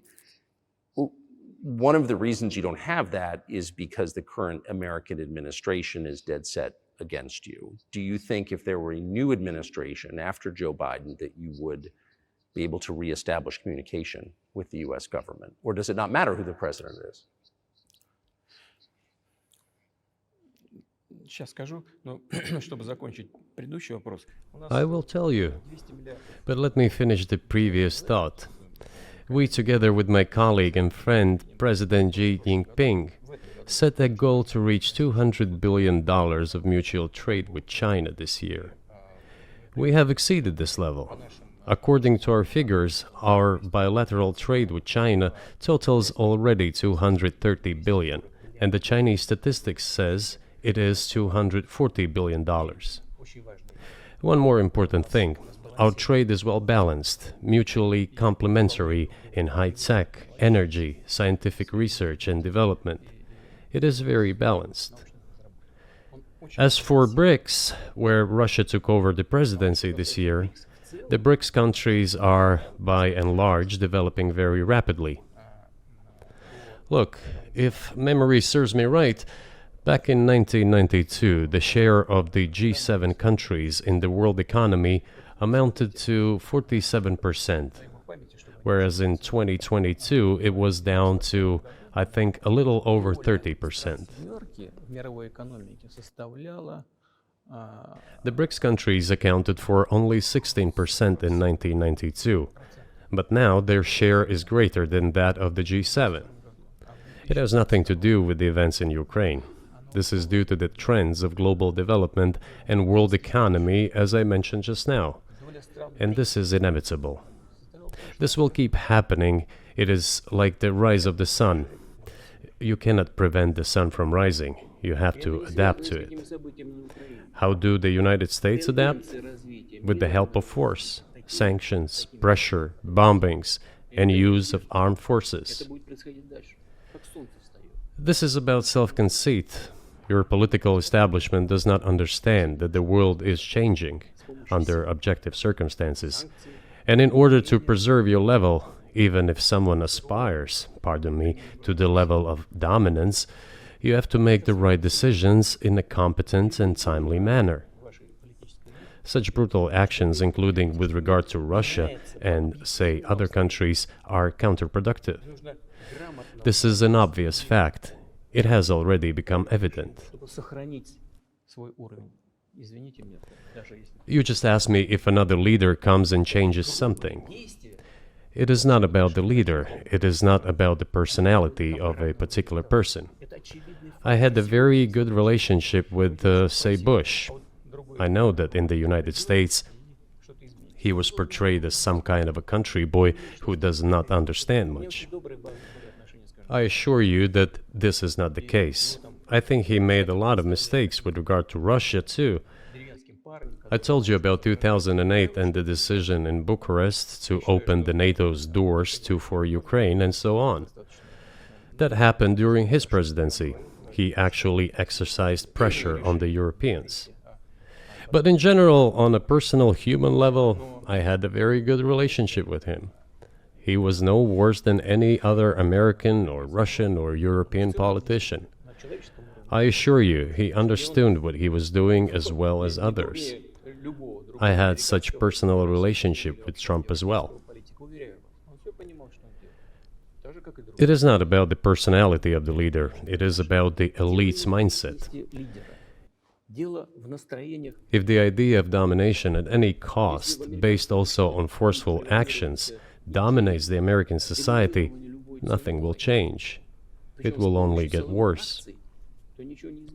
But if, in the end, one comes to the awareness that the world has been changing due to the objective circumstances, and that one should be able to adapt to them in time, using the advantages that the US still has today, then perhaps something may change. Look, China's economy has become the first economy in the world in purchasing power parity. In terms of volume, it overtook the US a long time ago. The USA comes second, then India, 1.5 billion people, and then Japan, with Russia in the fifth place. Russia was the first economy in Europe last year, despite all the sanctions and restrictions. Is it normal from your point of view? Sanctions, restrictions, impossibility of payments in dollars, being cut off from SWIFT services, sanctions against our ships carrying oil, sanctions against airplanes, sanctions in everything, everywhere. The largest number of sanctions in the world which are applied against Russia. And we have become Europe's first economy during this time. The tools that US uses don't work. Well, one has to think about what to do. If this realization comes to the ruling elites, then yes, then the first person of the state will act in anticipation of what the voters and the people who make decisions at various levels expect from this person. Then maybe something will change. But you're describing two different systems. You say the leader acts in the interest of the voters, but you also say these decisions are not made by the leader, they're made by the ruling classes. You've run this country for so long, you've known all these American presidents. What are those power centers in the United States, do you think? Like, who actually makes the decisions?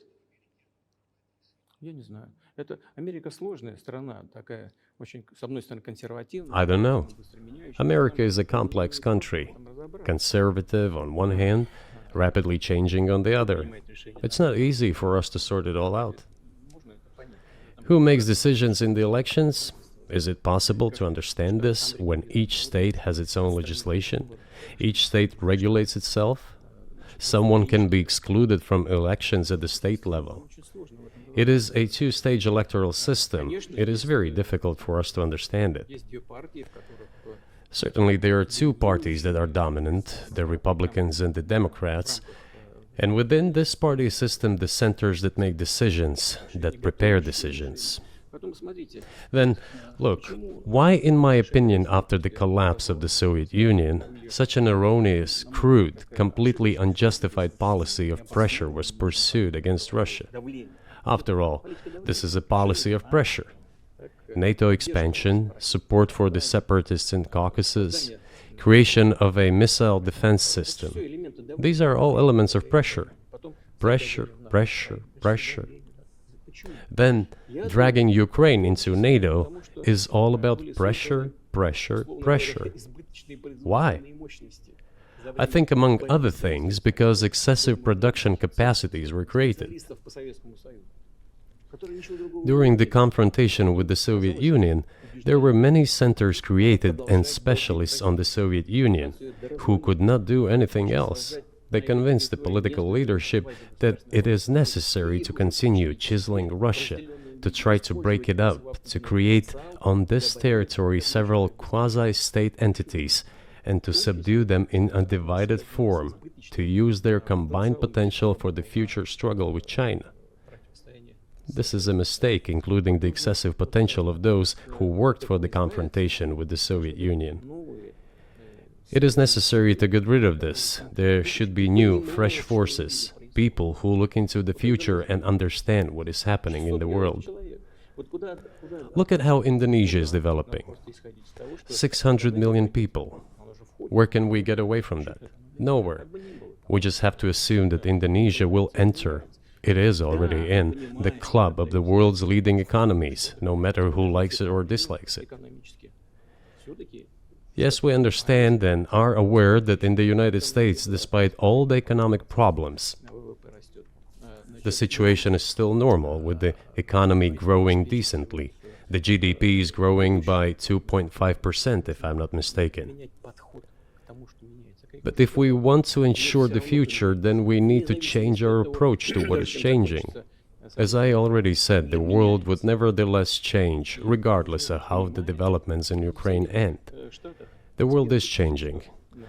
In the United States themselves, experts are writing that the United States are nonetheless gradually changing their position in the world. It is your experts who write that. I just read them. The only question is how this would happen, painfully and quickly, or gently and gradually. And this is written by people who are not anti-American. They simply follow global development trends. That's it. And in order to assess them and change policies, we need people who think, look forward, can analyze and recommend certain decisions at the level of political leaders. I just have to ask, you've said clearly that NATO expansion eastward is a violation of the promise you all were made in 1990. It's a threat to your country. Right before you sent troops into Ukraine, the Vice President of the United States went to the Munich Security Conference and encouraged the President of Ukraine to join NATO.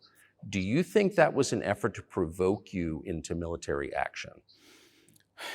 Мы просто, я еще раз повторяю, мы многократно предлагали... I repeat once again, we have repeatedly proposed to seek a solution to the problems that arose in Ukraine after 2014 coup d'etat through peaceful means. But no one listened to us. And moreover, the Ukrainian leaders who were under the complete US control suddenly declared that they would not comply with the Minsk agreements. They disliked everything there and continued military activity in that territory. Шло освоение этой территории натовскими военными структурами под видом различных центров. And in parallel, that territory was being exploited by NATO military structures under the guise of various personnel training and retraining centers. They essentially began to create bases there. That's all.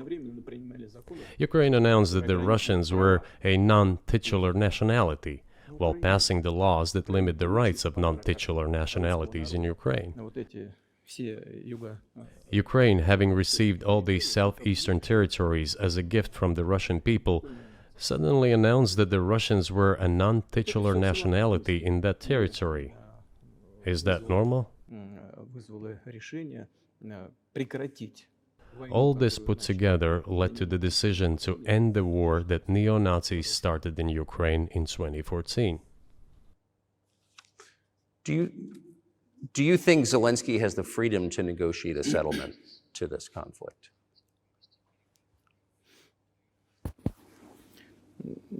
I don't know the details. Of course, it's difficult for me to judge. But I believe he has, in any case, he used to have. His father fought against the fascists, Nazis, during World War II. I once talked to him about this. I said, Volodya, what are you doing? Why are you supporting neo-Nazis in Ukraine today, while your father fought against fascism? He was a front-line soldier. I will not tell you what he answered. This is a separate topic, and I think it's incorrect for me to do so. But as to the freedom of choice, why not? He came to power on the expectations of Ukrainian people that he would lead Ukraine to peace. He talked about this. It was thanks to this that he won the elections overwhelmingly. But then, when he came to power, in my opinion, he realized two things. Firstly, it is better not to clash with neo-Nazis and nationalists, because they are aggressive and very active. You can expect anything from them. And secondly, the US-led West supports them and will always support those who antagonize with Russia. It is beneficial and safe. So he took the relevant position despite promising his people to end the war in Ukraine. He deceived his voters. But do you think at this point, as of February 2024, he has the latitude, the freedom to speak with you or your government directly about putting an end to this, which clearly isn't helping his country or the world? Can he do that, do you think? Ну, а почему нет? Он же Why not? He considers himself head of state. He won the elections. Although we believe in Russia that the coup d'etat is the primary source of power for everything that happened after 2014. And in this sense, even today, government is flawed. But he considers himself the president, and he is recognized by the United States, all of Europe, and practically the rest of the world in such a capacity. Why not? He can. We negotiated with Ukraine in Istanbul. We agreed. He was aware of this. Moreover, the negotiation group leader, Mr. Arachamia is his last name, I believe still heads the faction of the ruling party, the party of the president in the Rada. He still heads the presidential faction in the Rada, the country's parliament. He still sits there. He even put his preliminary signature on the document I am telling you about. But then he publicly stated to the whole world, we were ready to sign this document, but Mr. Johnson, then the Prime Minister of Great Britain, came and dissuaded us from doing this, saying it was better to fight Russia. They would give everything needed for us to return what was lost during the clashes with Russia. And we agreed with this proposal. Look, his statement has been published. He said it publicly. Can they return to this or not? The question is, do they want it or not? Further on, President of Ukraine issued a decree prohibiting negotiations with us. Let him cancel that decree, and that's it. We have never refused negotiations, indeed. We hear all the time, is Russia ready? Yes, we have not refused. It was them who publicly refused. Well, let him cancel his decree and enter into negotiations. We have never refused. And the fact that they obeyed the demand or persuasion of Mr. Johnson, the former Prime Minister of Great Britain, seems ridiculous and very sad to me. Because, as Mr. Arachamia put it, we could have stopped those hostilities with war a year and a half ago already. But the British persuaded us and we refused this. Where is Mr. Johnson now? And the war continues. That's a good question. Where do you think he is and why did he do that?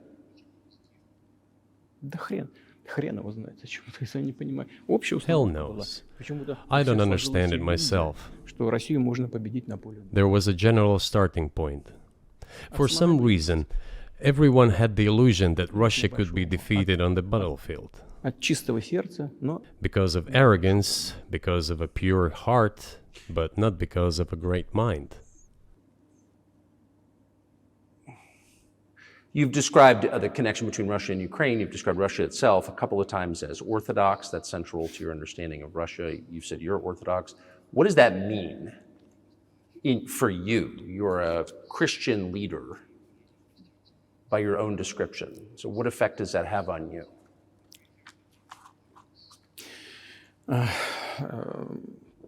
You know, as I already mentioned, in 988, Prince Vladimir himself was baptized following the example of his grandmother, Princess Olga. And then he baptized his squad. And then, gradually, over the course of several years, he baptized all the Rus. It was a lengthy process, from pagans to Christians. It took many years. But in the end, this orthodoxy, Eastern Christianity, deeply rooted itself in the consciousness of the Russian people. When Russia expanded and absorbed other nations who profess Islam, Buddhism, and Judaism, Russia has always been very loyal to those people who profess other religions. This is her strength. This is absolutely clear. And the fact is that the main postulates, main values are very similar, not to say the same, in all world religions I've just mentioned, and which are the traditional religions of the Russian Federation, Russia. By the way, Russian authorities were always very careful about the culture and religion of those people who came into the Russian Empire. This, in my opinion, forms the basis of both security and stability of the Russian statehood. All the peoples inhabiting Russia basically consider it their motherhood. If, say, people move over to you or to Europe from Latin America, an even clearer and more understandable example, people come, but yet they have come to you or to European countries from their historical homeland. And people who profess different religions in Russia consider Russia their motherland. They have no other motherland. We are together. This is one big family, and our traditional values are very similar. I've just mentioned one big family, but everyone has his, her own family. And this is the basis of our society. And if we say that the motherland and the family are specifically connected with each other, it is indeed the case, since it is impossible to ensure a normal future for our children and our families unless we ensure a normal, sustainable future for the entire country, for the motherland. That is why patriotic sentiment is so strong in Russia. But can I say that the one way in which the religions are different is that Christianity is specifically a nonviolent religion. Jesus says, turn the other cheek, don't kill. How can a leader who has to kill, of any country, how can a leader be a Christian? How do you reconcile that to yourself?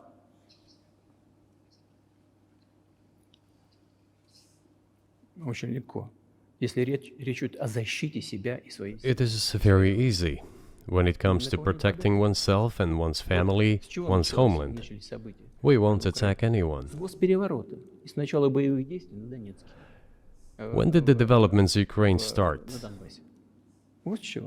Since the coup d'etat and the hostilities in Donbass began, that's when they started. And we're protecting our people, ourselves, our homeland, and our future. As for religion in general, you know, it's not about external manifestations. It's not about going to church every day or banging your head on the floor. It is in the heart. And our culture is so human-oriented. Dostoevsky, who was very well known in the West and the genius of Russian culture, Russian literature, spoke a lot about this, about the Russian soul. Русский человек, российский человек, он думает больше о вечном, думает больше о ценностях. After all, Western society is more pragmatic. Russian people think more about the eternal, about moral values. I don't know, maybe you won't agree with me, but Western culture is more pragmatic after all.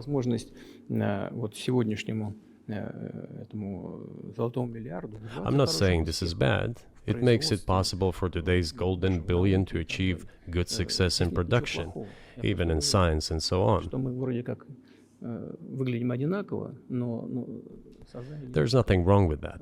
I'm just saying that we kind of look the same, but our minds are built a little bit different. So do you see the supernatural at work as you look out across what's happening in the world now? Do you see God at work? Do you ever think to yourself, these are forces that are not human?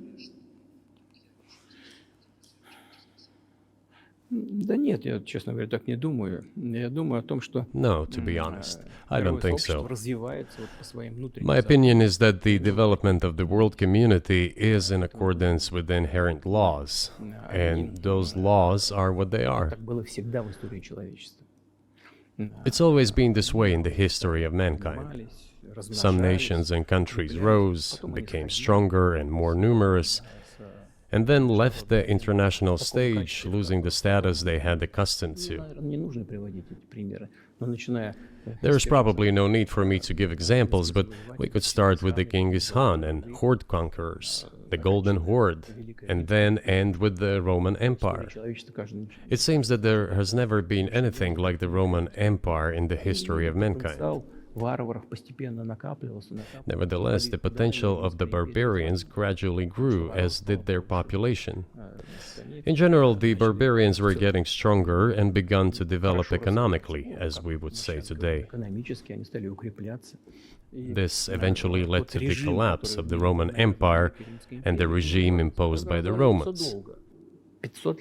Этот процесс However, формирования Великой it took Римской 5 империи centuries for the Roman Empire to fall apart. в сегодняшней ситуации The разница difference with what is happening now процессы изменений is that all the processes of change are happening at a much faster pace than in Roman times. So when does the AI empire start, do you think? у меня все в более You're сложные asking вопросы. increasingly more complicated questions. To answer them, you need to be an expert in big Для того, numbers, чтобы big ответить, data, надо быть, and конечно, AI. специалистом в Mankind is сфере currently чисел, facing many threats. в сфере вот Due to этого the искусственного genetic интеллекта. researches, it is now У possible человечества to много create a угроз. superhuman, a Исследования specialized в области human being, генетики, a genetically engineered athlete, scientist, military специальный man. человек. Да. There are Включая reports такой that Elon Musk ученый, had человек already спортсмен. had a chip implanted in the human Сейчас brain in говорят, the что в USA. США Илон Маск внедрил уже чип в мозг какого-то человека. What do you think of that? Ну, Маска, я думаю, что Маска остановить Well, невозможно. I think there's no stopping Elon Musk. He will Но do надо as с he ним sees как-то fit. договариваться. Надо искать какие-то Nevertheless, способы you need to find some убедить common его, ground что with он him, умничает. То есть search for уверен, ways что to он persuade надо с him. ним как-то I договариваться. think he's a Этот smart процесс, person, I truly believe he is. нужно So you need to контролировать reach an agreement with him правильно. because this Человечество, process конечно, needs to думает be должно formalized and по subjected to поводу certain по поводу rules. того, что будет происходить с ним в связи с развитием вот этих новейших исследований и технологий в генетике. либо Humanity has to в consider what is going to happen due прогнозировать to the можно newest именно, development что in будет происходить. genetics Поэтому or in AI. вот One тогда, can make an когда approximate человечество prediction of what will почувствовало happen. угрозу своему существованию от ядерного оружия, все начали обладатели ядерного Once оружия начали mankind между собой felt an договариваться, existential потому threat что coming понимали, from что nuclear их weapons, неаккуратное применение all может nuclear привести nations к began to полному come to тотальному terms with one уничтожению. another since Когда they realized наступит the понимание того, negligent что use of nuclear weaponry could беспредельное, drive бесконтрольное humanity to развитие extinction. искусственного интеллекта, либо генетики, либо еще каких-то современных направлений, остановить которые It невозможно. is impossible to Всё равно stop будет, research in genetics or AI today, just as it was impossible to stop the use of gunpowder back in the day. Эти исследования все равно будут. Но когда человечество почувствует угрозу для себя, But as soon as we realize that the threat comes from unbridled and uncontrolled development of AI, or genetics, or any other field, the time will come to reach an international agreement on how to regulate these things. I appreciate all the time you've given us.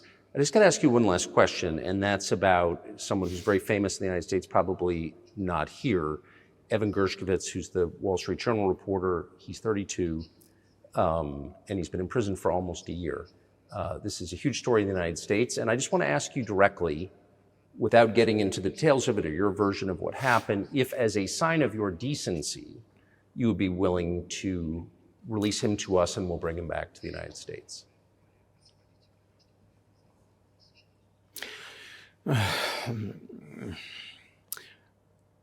мы столько сделали жестов доброй воли, что, мне кажется, мы исчерпали все лимиты. We have done so many gestures of goodwill out of decency that I think we have run out of them. Ни разу не ответил. Но We have never seen anyone reciprocate to us in a similar manner.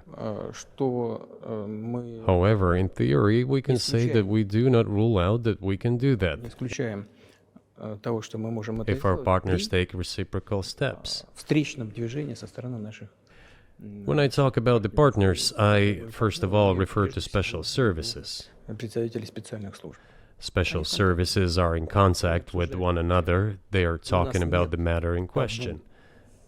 На то, чтобы не решить это. There is no taboo to settle this Мы issue. готовы ее решать. We are willing to solve Там it. есть определенные условия, которые But there are certain terms being discussed via special services по channels. партнерским каналам между спецслужбами.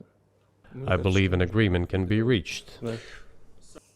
So typically, I mean, this stuff has happened for obviously centuries. One country catches another spy within its borders, it trades it for one of its own intel guys in another country. I think what makes, and it's not my business, but what makes this different is the guy's obviously not a spy, he's a kid. And maybe he was breaking your law in some way, but he's not a super spy, and everybody knows that. And he's being held hostage in exchange, which is true. With respect, it's true, and everyone knows it's true. So maybe he's in a different category maybe it's not fair to ask for somebody else in exchange for letting him out. Maybe it degrades Russia to do that. Вы знаете, можно как угодно говорить, что такое шпион, что не шпион. You can give different interpretations to what constitutes a spy, but there are certain things provided by law.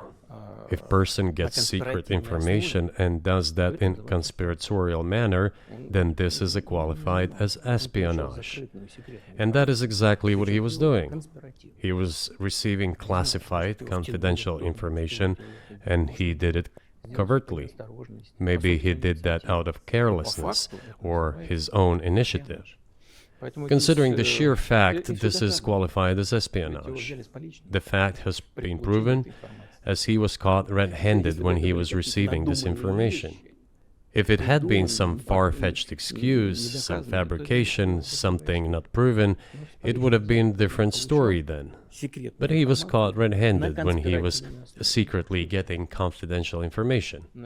What is it then? But are you suggesting that he was working for the US government or NATO, or he was just a reporter who was given material he wasn't supposed to have? Those seem like very different things. Я не знаю, на кого он работал. Но повторяю еще раз. I don't know who he was working for, but I would like to reiterate that getting classified information in secret is called espionage, and he was working for the US Special Services, some other agencies. I don't think he was working for Monaco, as Monaco is hardly interested in getting that information. It is up to special services to come to an agreement. Some groundwork has been laid. There are people who, in our view, are not connected with special services. Let me tell you a story about a person serving a sentence in an allied country of the US.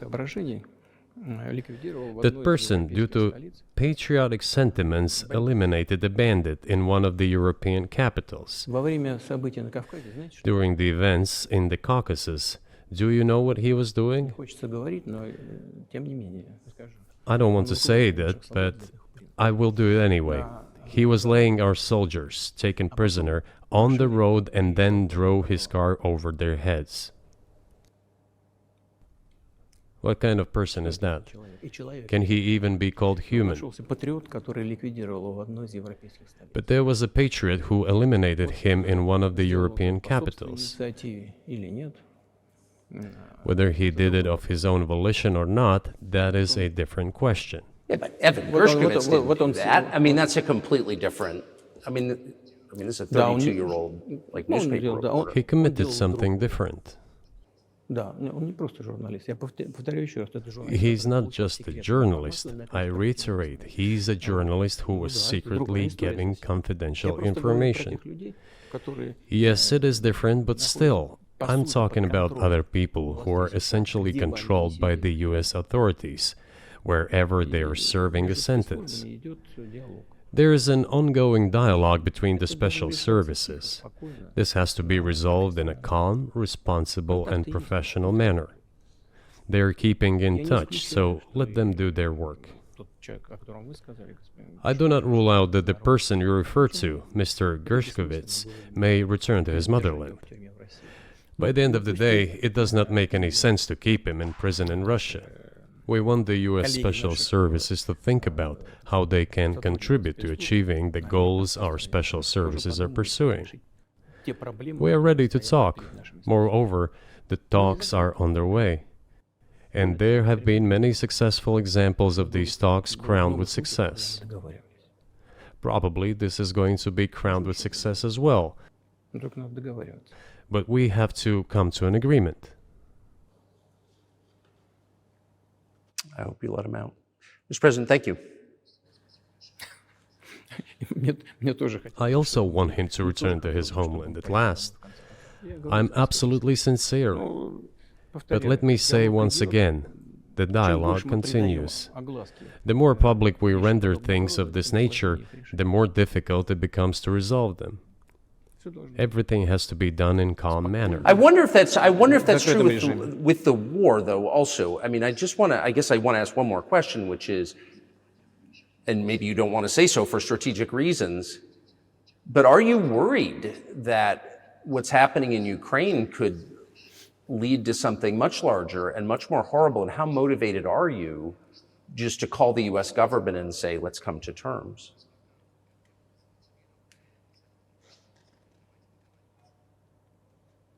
Так, послушайте, я же сказал. I already said that we did not refuse to talk. We're willing to negotiate. It is the Western side, and Ukraine is obviously a satellite state of the US. It is evident. I do not want you to take it as if I'm looking for a strong word or an insult, but we both understand what is happening. The financial support, 72 billion US dollars, was provided. Germany ranks second, then other European countries come. Dozens of billions of US dollars are going to Ukraine. There's a huge influx of weapons. In this case, you should tell the current Ukrainian leadership to stop and come to negotiating table, rescind this absurd decree. We did not refuse. Sure, but you already said it. I didn't think you meant it as an insult because you already said correctly, it's been reported that Ukraine was prevented from negotiating a peace settlement by the former British Prime Minister acting on behalf of the Biden administration. So of course they're a satellite. Big countries control small countries. That's not new. And that's why I asked about dealing directly with the Biden administration, which is making these decisions, not President Zelensky of Ukraine. Но если администрация Зеленского на Украине отказалась от переговоров, я исхожу из того, что if the Zelensky administration in Ukraine refused to negotiate, I assume they did it under the instruction from Washington. If Washington believes it to be the wrong decision, let it abandon it. Let it find a delicate excuse so that no one is insulted. Let it come up with a way out. It was not us who made this decision, it was them. So let them go back on it. That is it. However, they made the wrong decision, and now we have to look for a way out of this situation to correct their mistakes. They did it, so let them correct it themselves. We support this. So I just want to make sure I'm not misunderstanding what you're saying. I don't think that I am. I think you're saying you want a negotiated settlement to what's happening in Ukraine.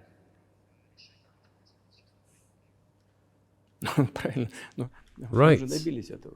And we made it. We prepared a huge document in Istanbul that was initialed by the head of the Ukrainian delegation. He affixed his signature to some of the provisions, not to all of it. He put his signature and then he himself said, we were ready to sign it and the war would have been over long ago, 18 months ago. However, Prime Minister Johnson came, talked us out of it, and we missed that chance. Well, you missed it, you made a mistake. Let them get back to that, that is all. Why do we have to bother ourselves and correct somebody else's mistakes? I know one can say it is our mistake. It was us who intensified the situation and decided to put an end to the war that started in 2014 in Donbass, as I have already said, by means of weapons. Let me get back to further in history. I already told you this. We were just discussing it. Let us go back to 1991, when we were promised that NATO would not expand, to 2008, when the doors to NATO opened to the declaration of state sovereignty of Ukraine, declaring Ukraine a neutral state. Let us go back to the fact that NATO and US military bases started to appear on the territory of Ukraine, creating threats to us. Let us go back to coup d'etat in Ukraine in 2014. It is pointless though, isn't it? We may go back and forth endlessly, but they stopped negotiations. Is it a mistake? Yes. Correct it. We are ready.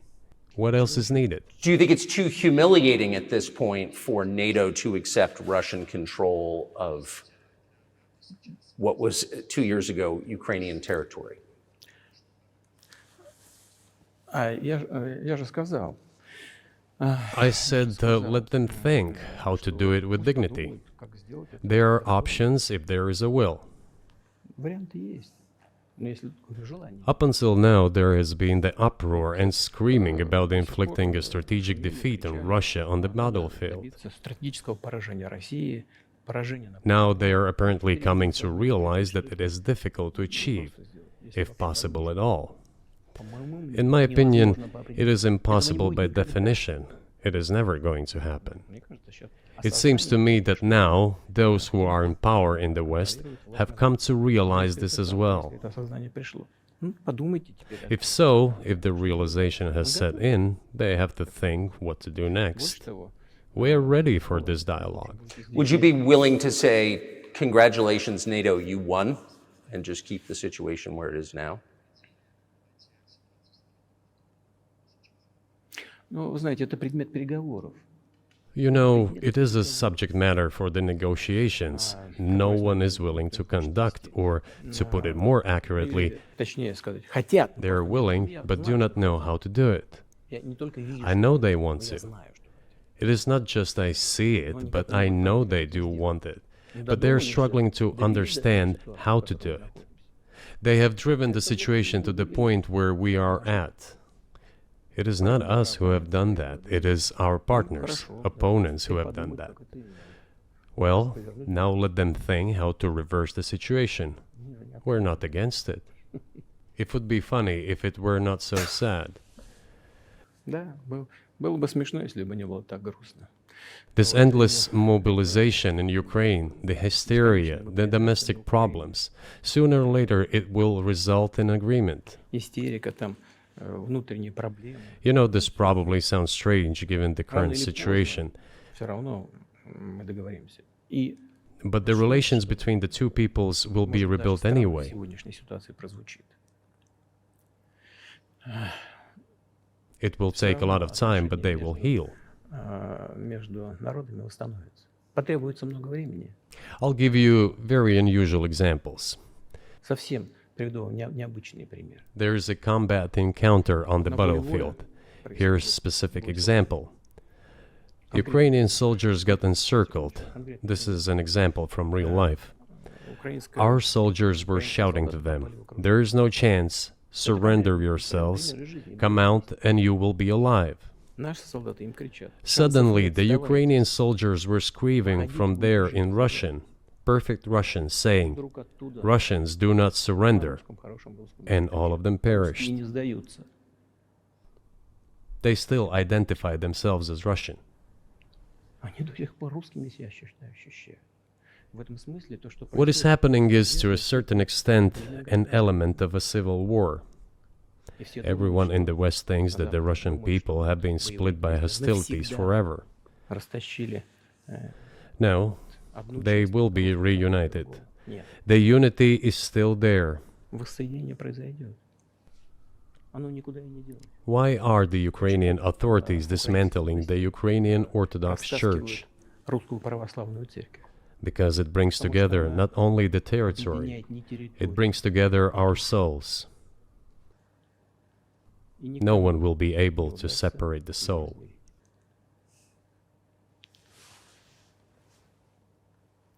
Shall we end here, or is there anything else? No, I think that's great. Спасибо. Thank you, Mr. President.